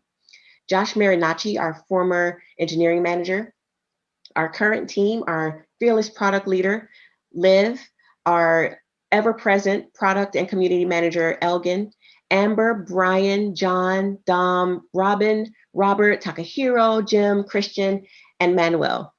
Our goal to be the space for delightful communication with all the spontaneity and playfulness of physical conversations while empowering your privacy and security is at the heart of everything we do at Mozilla Hubs.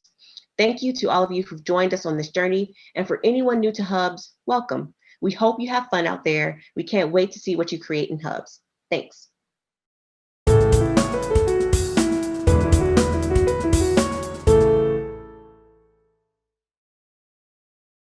And now for the Innovation of the Year Award.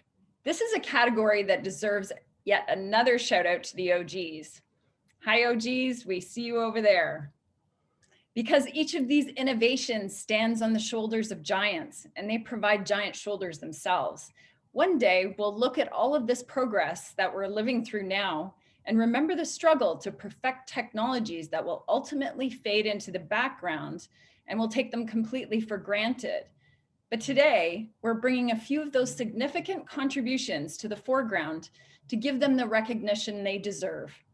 To school us on exactly what the Innovation of the Year nominations are and why they're so important is our friend and XR guru, Terry Schuessler, Senior Director of Spatial Computing at Deutsche Telekom and founding member of XR Collaboration. We love you, Terry. Thanks so much for being here today, and take it away. Aw, thank you. Well, this is all quite the love fest now, isn't it, Julie? I'm feeling the love, and I love the spirit of innovation that is pulsing through the veins of the WebXR community this year. Where most of the categories are about experiences, this one is about raw technology. It's about starting from scratch to make improvements and inventing new ways of doing things. Ultimately, this is all in the service of making the human user experience as seamless as possible. Creating efficiency in how software talks to hardware pays dividends down to the microsecond because polygon counts count. Rendering high-resolution immersive experiences requires a high degree of optimization. Where apps and games are traditionally written in C# or C++ and installed, the WebXR device API lets JavaScript developers create experiences that play natively in an immersive web browser. This year's Innovation of the Year nominees created companion technologies that are catalysts to enhance the performance of the immersive web. These technologies aren't in competition with each other, they all complement WebXR.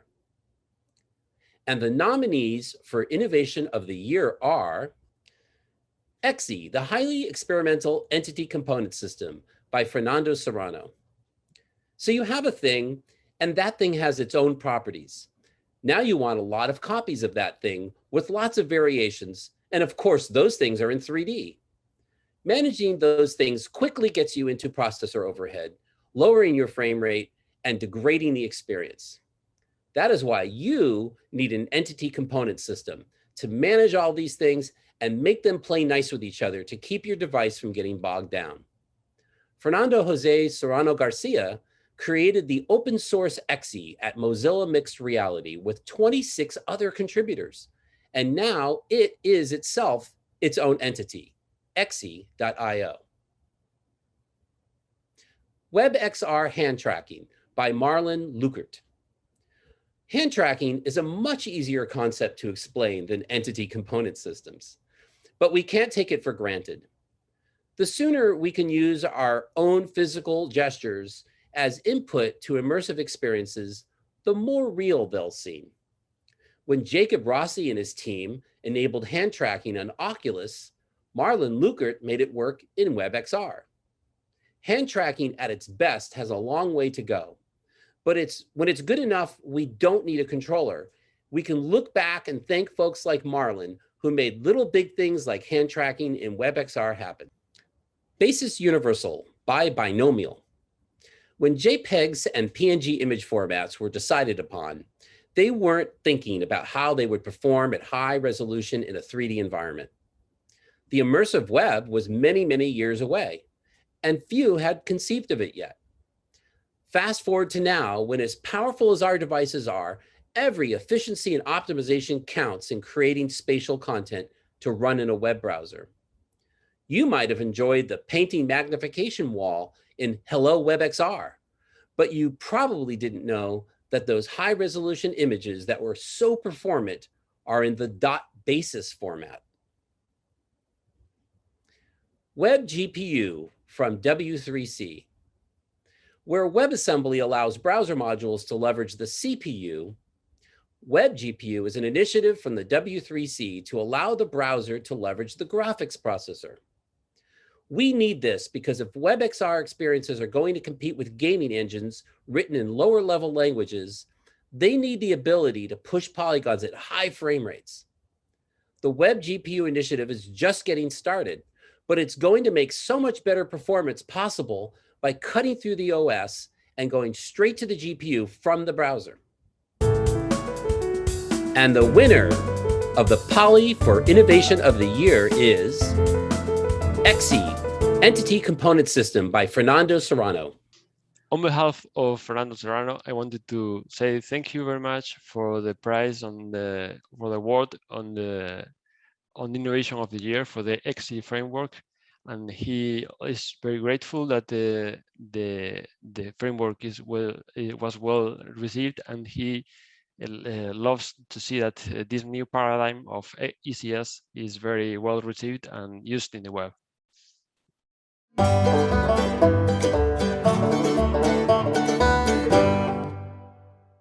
Now for the Entertainment Experience of the Year award. Our Entertainment Experience of the Year category demonstrates a variety of creative ways to escape into WebXR. Immersive content isn't just about showing you something, but taking you somewhere and giving you something to do. We haven't begun to realize the potential of this medium, but the pioneers nominated in this category give us a taste of what's possible. It's important to note that before we had WebXR, we had WebVR, but the original specification wasn't built for the future. But WebXR is. Sadly, because the WebVR spec was removed from the core and is no longer supported, many experiences that came before this needed to be upgraded. Some did and live on, some haven't yet and may be lost to time. Here to share with us the amazing nominees for Entertainment Experience of the Year is our own Linda Ricci, creator of the Poly Award Trophy. Hello, Linda, and welcome to the show. Thanks, Julie. I had so much fun taking in all the experiences nominated for this show, especially this category. And one of the hardest parts of creating immersive experiences is optimizing for performance. Just like in the early days of the web, before internet connections, computers were powerful enough to play videos. Today, we're faced with the same growing pains with immersive content. And now, instead of bit rates, we're worried about polygon counts. Developers face the challenge of packing in as much wow factor as they can, while being mindful that as powerful as this generation of devices is, spatial computing will devour those resources and then ask for more. So if you remember what the web of the 90s couldn't do, imagine what the immersive web will be doing in the 2040s. It's just mind-boggling, right? And that's why we're here, to celebrate the beginning of a new era of content and a new way of consuming it. And the nominees for Entertainment Experience of the Year are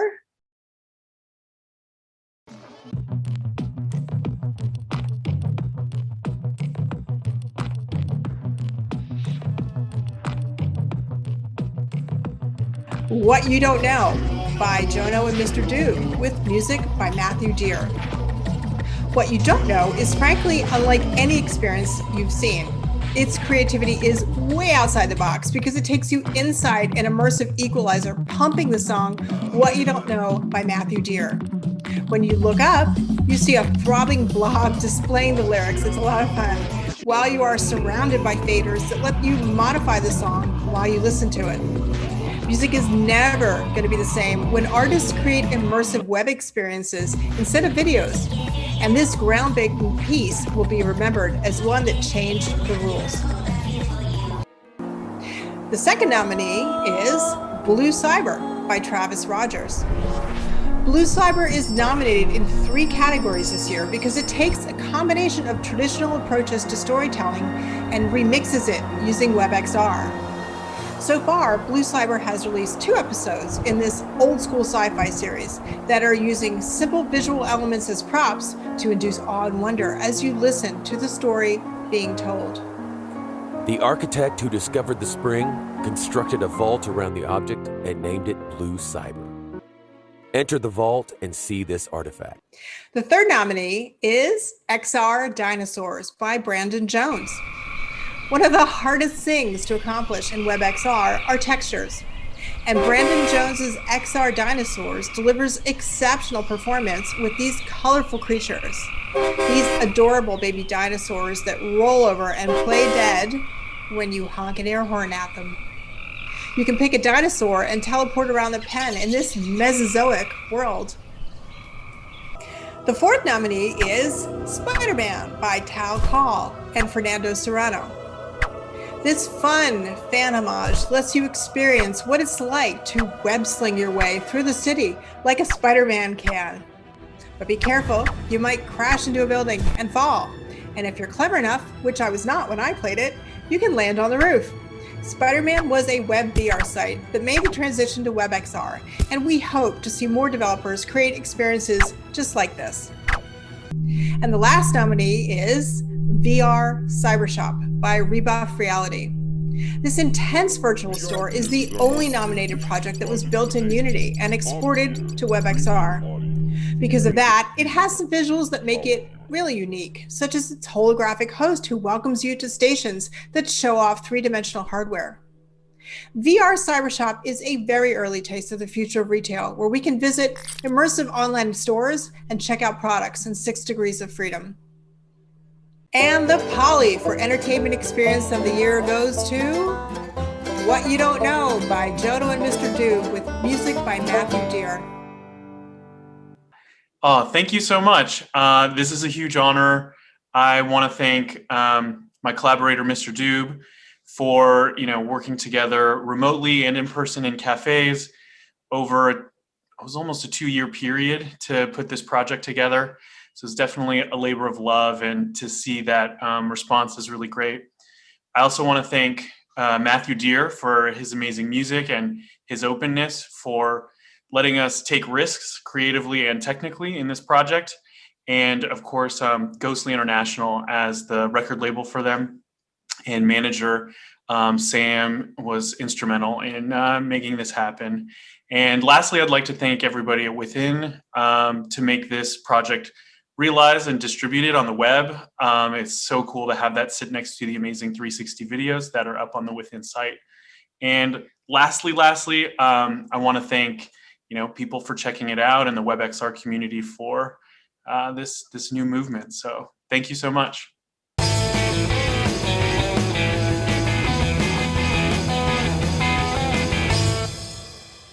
It's time for some fun. The game of the year. The gaming market has been one of the key drivers of XR.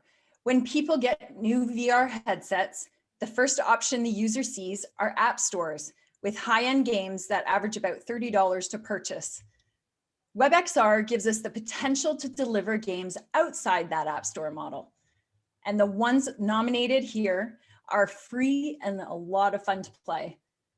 So to present the Poly for the Game of the Year, please welcome back W3C Immersive Web Co-Chair and Developer Advocate at Google, Chris Wilson. Thanks so much for joining us today, Chris. Hey, Julie. What a fun category this is. And these experiences that are nominated for the Game of the Year give you a little taste of what's possible right now. WebXR still has a long way to go to create really high-end gaming experiences, like the ones that are built into gaming engines today. But thanks to improvements in the stack, like WebGPU, we'll soon be seeing even more games with better graphics and multi-user play. And the nominees for WebXR Game of the Year are Moonrider by Supermedium. Now, there's a very popular game you may have heard of where you strike objects coming at you to the beat. And Moonrider does this in WebXR. It's a lot of fun, it's good exercise, and there's a lot of cool music to choose from, and it's free. Tower Max Fitness. Tower Max Fitness has a suite of exercise experiences that leverage the physicality of body tracking and input controllers. Reaction training uses WebXR to let players train in martial arts. Back to Space by Tim Koke, aka Sourcecoot. Back to Space is a neon 3D first-person shooter homage to the classic arcade game Space Invaders. Vector graphic aliens descend upon you faster and faster. And Rover Run by Eighth Wall. Now, Eighth Wall, known for its augmented reality app, created this fun game where you control a rover on Mars. You have to roll over rocks without flipping over.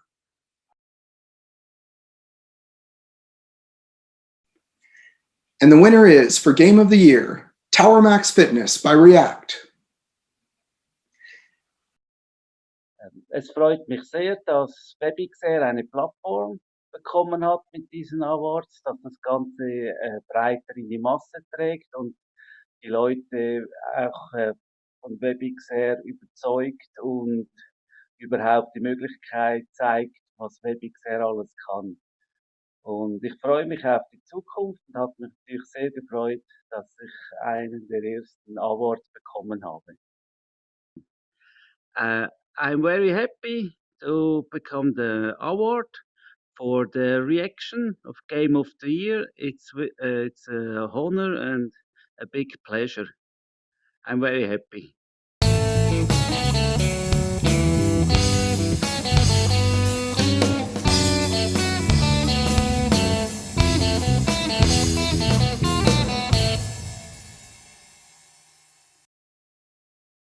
The Polly for the Ombudsperson Award. An ombudsman or woman is essentially a guardian of sorts, appointed for their objectivity. Typically, this is done in a political setting where sensitivities are high and corruption lurks. Recent history has taught us that bad actors can and will exploit vulnerabilities for profit-building detailed profiles of each of us that we'll never see, with no regard for our personal privacy. As we adopt technologies, we make compromises where we trade convenience for our data. And in the era of XR, the type and the amount of data from new sensors that are required to make them work enables a new kind of data collection. We created the Ombudsperson Award and chose Kent Bai as its inaugural honoree because we can't afford to let apathy and lack of awareness let us be caught off guard in the next era of the web, the way that it did at the dawn of social media. We have asked Kavya Perlman, the founder of XR Safety Initiative, publisher of the XRSI Privacy Framework, to present this honor to Kent for his exemplary journalism and for keeping XR honest. Welcome, Kavya. Julie, thank you. And so what we're doing here today at the Polys is so important, and I'm so proud to be a part of it.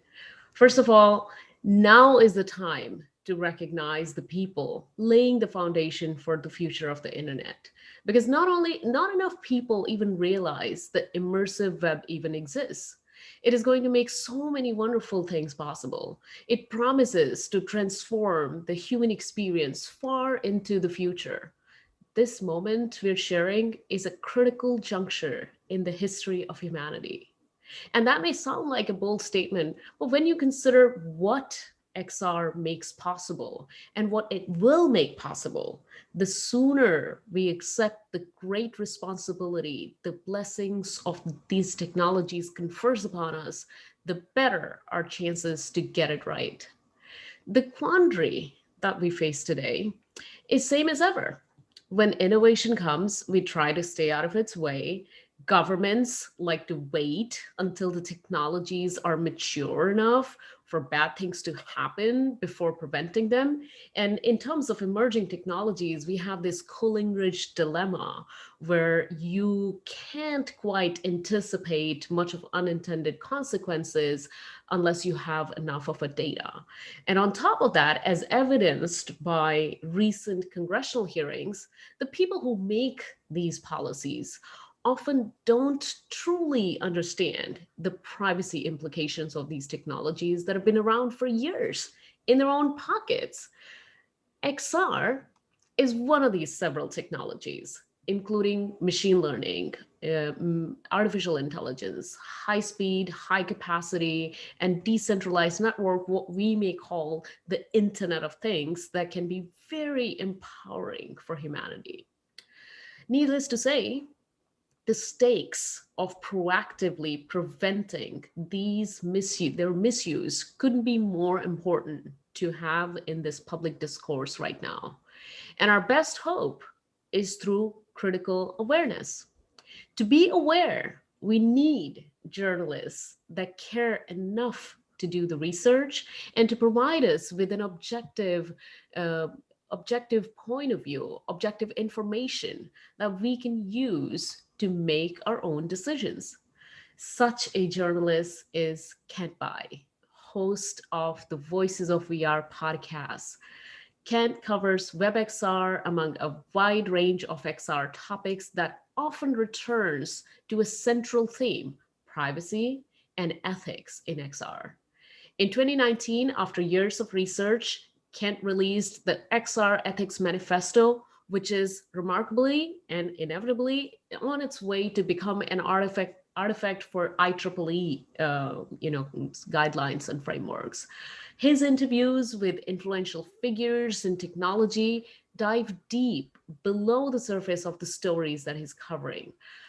We don't just simply want to recognize Kent and his important body of work so that more people know about it. We want even more future ombudspersons to be inspired to build on the foundation he has laid.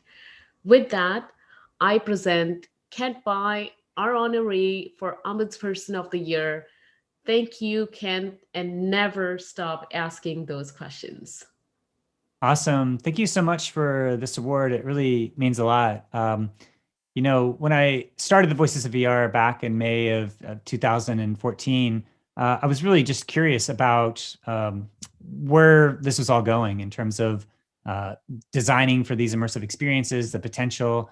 And then as I went on, I started really listening to the community, and the community concerns would come up around ethics and privacy and these other issues that I think were not necessarily always being talked about by everybody else in the industry. And so I think there was just been this role of the Voices of VR to kind of be this water cooler for the VR industry, to be able to, take this 60,000 foot view and to take time to really reflect upon what this is and where it's going. Any technology is going to have amazing potentials, but also this dystopic, horrible aspect. And it's a dialectic that I think we struggle with any technology. It can be a tool or it can be a weapon. And so I think it's up to us as a culture to decide how these technologies be used and whether or not it does end up being more of a weapon or more of a tool for us to be able to live into our full potential of what it means to be human. These technologies are reflecting us in a certain way, and they actually catalyze us to grow. So with the immersive technologies, they unlock all these amazing potentials, but they also bring up these very complicated existential questions about us that we have to learn how to navigate. And it come up with new conceptual frameworks and philosophical paradigm shifts to be able to even understand from the nature of consciousness to how do we have some sort of framework to be able to understand the trade-offs of privacy and to what degree is our agency being undermined? These deep ethical questions that become a moral question that needs to have a larger initiative for us to be able to come together into technology policy. So there's a lot of stuff that still is yet to be figured out, and we're going to need everybody's insight. This is not something that any one person can just do on their own. We really need to get everybody's diversity of perspectives, and that's a big part of what I try to focus on the Voices of VR, is to just find those perspectives and share them in the hope that you are all listening and that we can all come together and figure out like who we are and where we want to be with this technology. So again, thank you for this award. And yeah, let's keep on living into the ultimate potential of XR.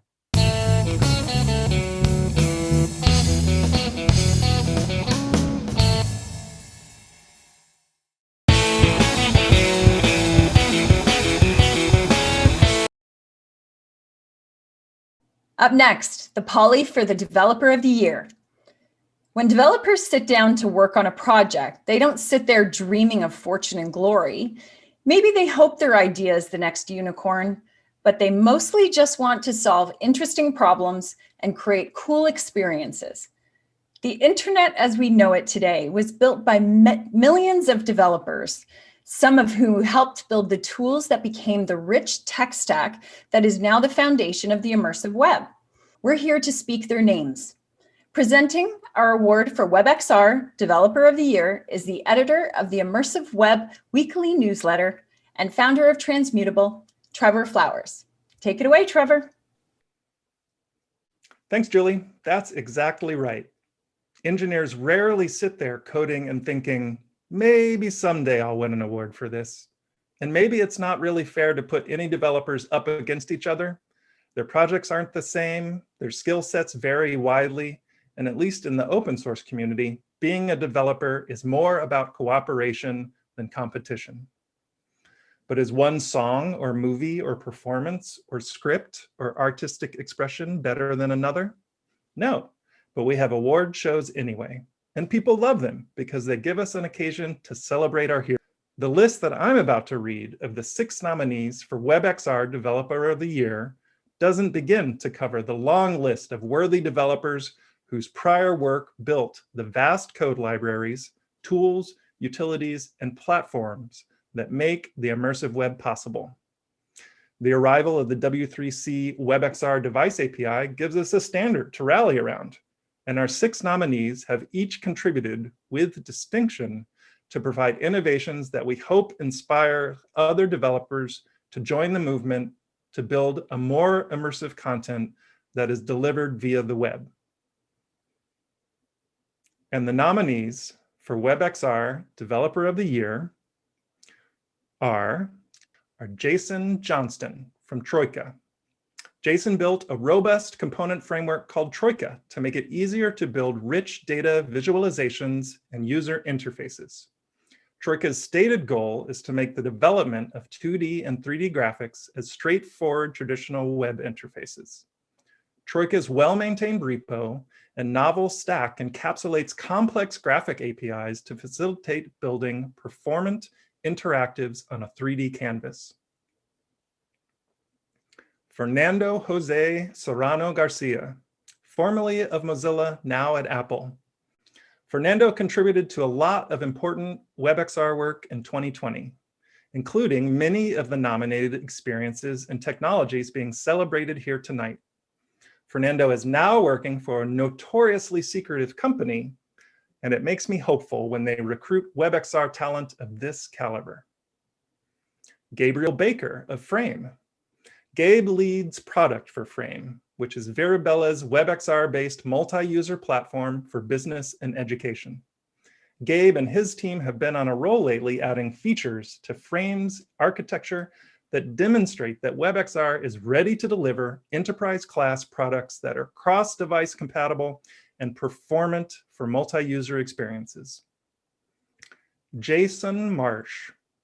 We would like to recognize Jason for the years of work he's put into the Flow platform for immersive data visualization. Experiences built in Flow are nominated in 3 categories at this year's Polys. In particular, Flow's platform supports RTC for multi-user immersive presentations and enables hybrid support for both augmented and virtual reality, including on Magic Leap's Helio browser. Diego F. Goberna. Diego is another WebXR Developer of the Year nominee whose wide-ranging contributions include multiple nominated experiences. Moonwriter, Hello WebXR, and the A-Frame framework have him working close to the flame of immersive web innovation. Marlon Lukert. If only A-Frame supported umlauts, then we could display Marlon's name correctly. He deserves it because Marlon is also nominated for Innovation of the Year for his work on Facebook's hand tracking and WebXR. As part of Verbella's Frame team, Marlon's doing deep under the hood work that will wind up as part of essential functionality that will soon be taken for granted, but we shouldn't. And the winner of WebXR Developer of the Year is Gabriel Baker. Hey everyone, I am extremely excited and humbled to get this award and to be a part of this event. WebXR is a nascent and exciting stage. I think we're just in the beginning, and to have this event kind of celebrating it and to be a part of it is just a privilege. So to be with people and with an organization that is so invested in the future of the immersive web and everything it represents is just incredible. I want to give a quick shout out to the entire Frame team, for whom I'm just one small piece of the puzzle, to all of the Frame users who continuously drive us forward to make Frame the best it can be and leverage the power of WebXR is really what keeps us going. To be presented this award by Trevor Flowers, someone who's been such a big part of the WebXR spec and who does little things like the newsletter, and I've just been a fan of his for so long, and it's incredible to get this award from him. To you, Ben, for putting this on. It was a real thing that you've done here, and we're all deeply appreciative. So to the Frame team, to our users, to the whole WebXR community, thank you.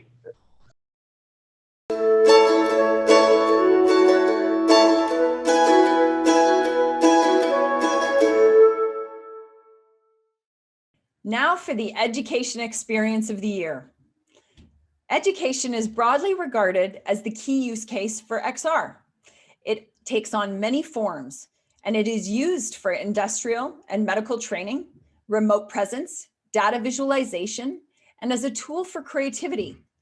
It unlocks our spatial memory, allowing our minds to relate to information through experience. WebXR allows educational experiences to be built for distribution on the immersive web. Next year, our hope is that the possibilities we're showcasing here today will inspire legions of developers to flood the internet with immersive educational content. Presenting our award for Educational Experience of the Year is a visionary leader in XR for learning, Kai Fraser, founder of Kai XR. Thank you so much, Kai, for being here, delivering my personal favorite category, Education Experience of the Year. Thanks, Julie. What an exciting time it is to be an educator. From its humble beginnings in 360 video and web VR, educational content on the web has now entered the sixth-off era. The WebXR device API and immersive web browsers have the potential to transform dated learning models. It took many years for schools to adopt e-learning tools, and it will take many more before XR becomes a ubiquitous tool for education. With all its potential comes great responsibility to be proactive to make education in XR safe and accessible for learners of all ages. As Reverend Dr. Martin Luther King Jr. said, we are now faced with the fact that tomorrow is today. We are confronted by the fierce urgency of now. Let us heed this call to action and spread the word that tomorrow's technology is here today. Let's bring educators in all fields to the table to help influence and accelerate the development of the immersive web for education. And the nominees for Education Experience of the Year are Anvo Pamatron by Dr. Keith Chan.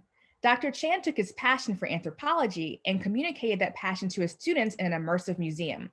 Visitors can grab artifacts and view them in large or on a holographic projector to read about them as the walls display contextual information. One important thing that immersive content makes easy is its ability to communicate scale. This allows students to see how our human ancestors vary in size. Anthropometron is built in A-Frame and it's open source. It's a great example for teachers to teach themselves how to rapidly build immersive content. Windcraft by Sven Meyenberg. Windcraft is an immersive lesson in how a wind turbine works. This is the only nominated experience that has content available in 3 languages, English, French, and German. First, you enter a room where you get to see how a wind turbine operates by seeing a spatial representation of its aerodynamics. Then take an elevator up to the turbine itself where you'll be tested on how it works. Superstars by Supermedium. The ancients envisioned lines between stars and constellations. Since then, identifying these abstract connect-the-dot drawings has been challenging to memorize. Superstar by Supermedium gives you an immersive map of the stars and lets you aim a beam at the sky to reveal those drawings. You can even set your position around the globe to observe the sky from a specific location. Access Mars by Google and NASA Jet Propulsion Laboratory. This immersive experience takes you to Mars and lets you learn about the Curiosity rover. You can teleport around to different sites that become named landmarks on the red planet. Space exploration is one of the most inspiring ways to get children interested in science, and Access Mars is a great way to capture those imaginations. And the winner of the Poly for Education Experience of the Year, Anvopometron by Dr. Keith Chan. Wow, thank you so much for the WebXR Award for Education Experience of the Year. I'm super honored, and I have a lot of people to thank. They include, of course, the people behind the WebXR Awards, the organizers, all the tech staff that are running the show, that they have all done an amazing job. And it's been a real treat to see this all happen. And also the people behind the A-Frame and Three.js communities. They've been super helpful at helping someone like me with no experience get off the ground with my idea. And if they hadn't put in years of work and keep continuing to update and add improvements, I wouldn't have a thing to talk about and to show others. And along the same lines, the Blender community is also super helpful and super friendly. So many YouTube tutorials that I have followed. And lastly, my colleagues at the colleges that I teach at, they've been very supportive, and they really saw the potential in what I'm doing, and they keep helping me along as well. And so I'll end with saying that I hope to see WebXR really take off in education. I want to see more museums, more experiences that are made from now on with this amazing set of technology. All right, thank you.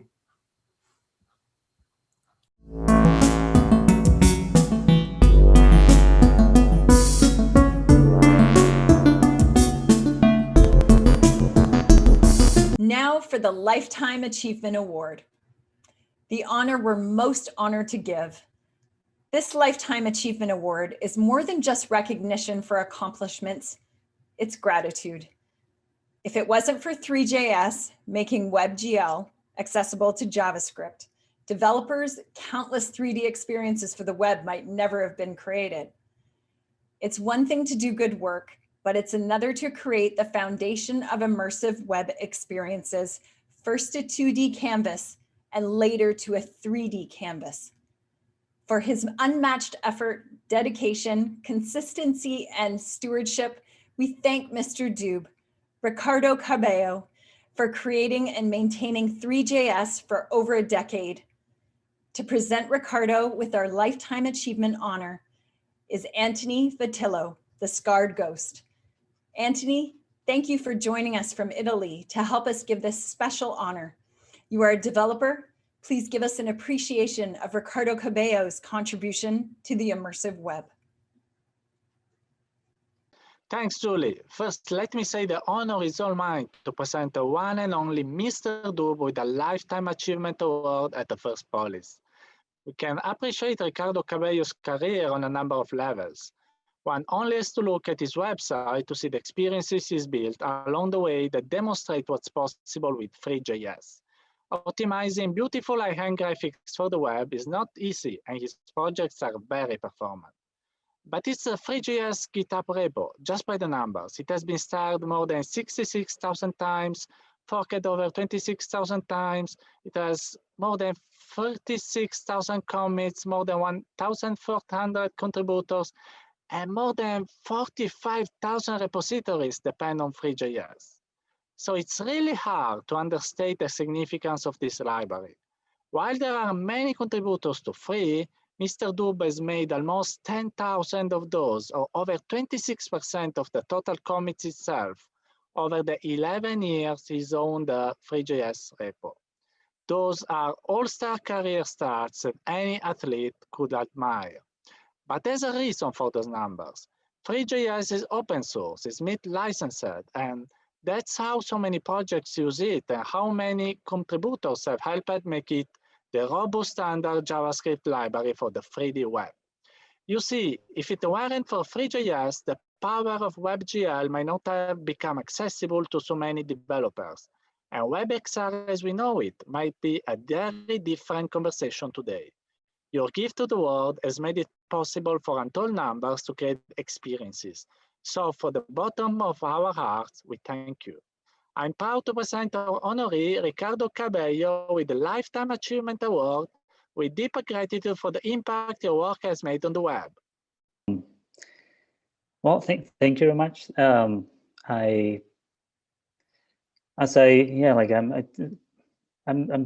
of surprised. This is one of those things that usually you get maybe like after, or at least like actors get after the 30-year long career. But I guess not that many people, I guess, spend like 10 years in one project. So I guess, and also I'm not used to like get awards. So I'm not good at these things. But I guess what I wanted to say is when I started doing these like 10 years ago, I still remember when it was basically like the Flash to HTML5 transition. I remember remember clearly that okay, I'm gonna focus on JavaScript. I'm gonna focus on like building, creating the building blocks that we're gonna need in order to do the kind of things that we do with Flash, and then kind of adapt to what the technologies are or anything that is like coming into the future. Somehow like I had a feeling like, oh, maybe this is gonna, like probably this is gonna take like maybe 2 or 3 years, but I didn't really expect that this is gonna take me like the whole decade and still like going. But it became something that I'm glad that it worked out. I'm glad that it went with the open source approach. So I'm glad that this is working out. I'm glad that we are learning to work together over the, like we learned to work together for the last 10 years, and we still have a lot to do. And especially now that we're in the pandemic, again, like working together is something like really the only way to solve it is by working together. So yeah, like I want to thank all the contributors. There's like hundreds of them. It's very difficult to name them. This wouldn't be possible. Like all these people helped use something to solve the problem, something to just because they wanted to help this random person on GitHub like working on this thing, and of course to my family for the support. Yeah, thank you very much, and hopefully we're gonna have maybe like another one like in 10 more years. Thanks.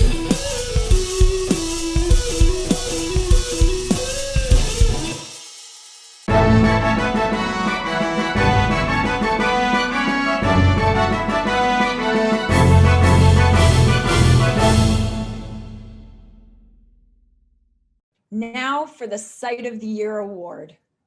We come to our final category, our top honor. We hope you've enjoyed all the experiences we have showcased for you here tonight. In case you didn't catch the subtext, this award show isn't about the competition or the winners. It is about celebrating our community, and this strong and vibrant community makes a compelling business case for investment by industry. It is ripe for innovation by startups and mature enough for everyday developers to build amazing experiences like you've seen here today.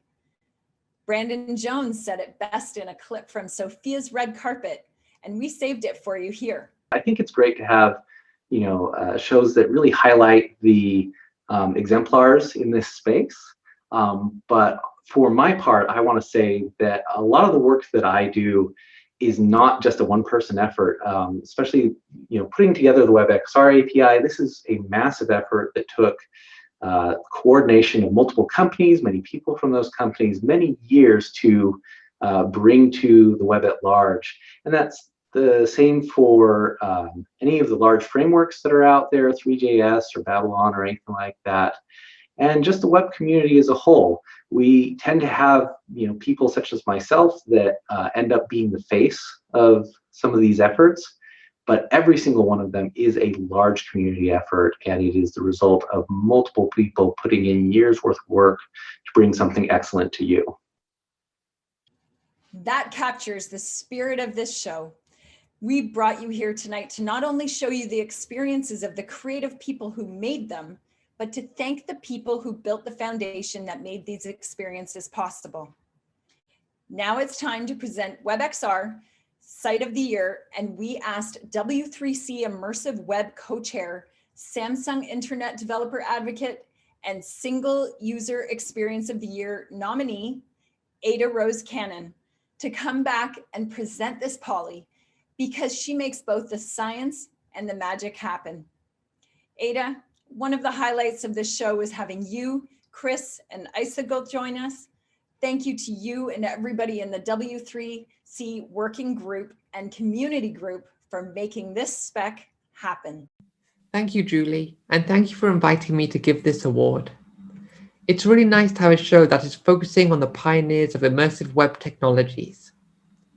Arthur C. Clarke said, "Any sufficiently advanced technology is indistinguishable from magic. Both the technology and the magic created from it have been held to light here today." If you look from the perspective of how far the 2D web has gotten us until today, imagine how far the immersive web will take us into the future. As graphics technology on the web becomes more powerful via APIs like WebGL2 and WebGPU, a few years from now, people will look back and joke that the first Poly Awards could have been called the Low Poly Awards.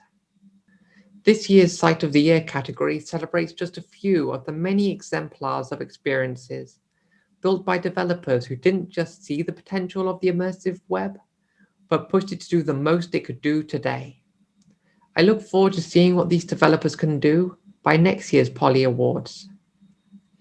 And the nominees for WebXR Site of the Year are Hello WebXR by Mozilla Mixed Reality. The crafting of this experience is exquisite because it accomplishes the task of making the science behind the magic completely transparent. Anyone who knows absolutely nothing about how it was built can just appreciate it for how immersive it feels and enjoy its interactive features. But if you do care to know how it was made, it's all open source and well documented, so you can take a look to see what they did there. Anthropometron by Dr. Keith Chan.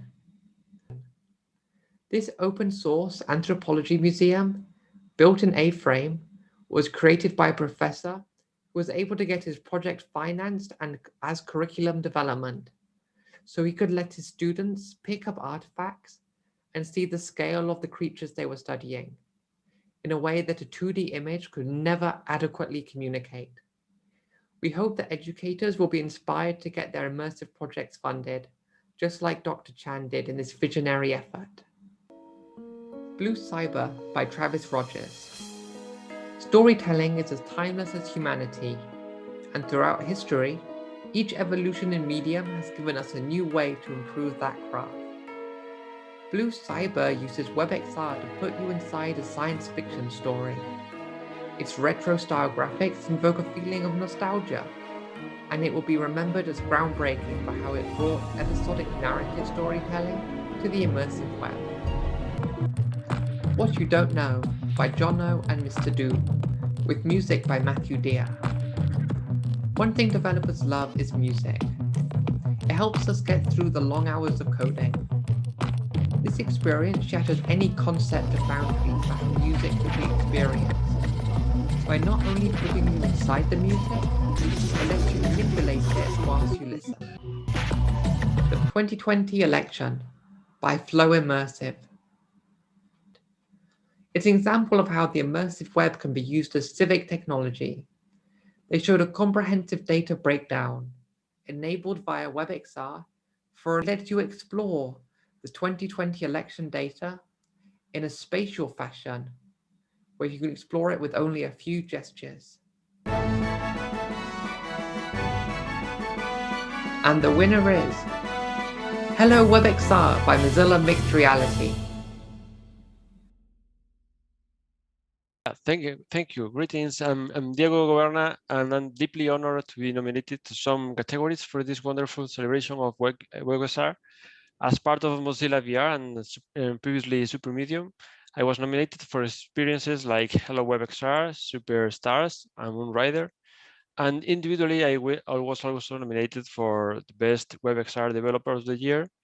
I'm extremely grateful and honored, and I'm very happy that these experiences were so well received and appreciated. We all tried to do all we tried to do in Mozilla VR and Supermedium was to improve and enrich the ecosystem and of this amazing technology with new tools, frameworks, and examples, and also help and foster a healthy and curious community. And I hope we managed to achieve at least a bit of this. And I'd like to encourage all WebXR developers out there to keep pushing forward, researching, sharing, and playing with mixed reality on the web. Thanks for the Polis for these wonderful awards, and thank you all. And lastly, I wanted to say in the name of Fernando Serrano, a friend of mine and co-worker in Mozilla, which was also nominated for Hello WebXR and the XC framework, that he would love to be here but cannot for work-related issues, and that he is also very honored for the nominations. And he is very grateful for the recognition and very happy that his work has been helpful and inspiring for the community. Thank you so much, and see you next year.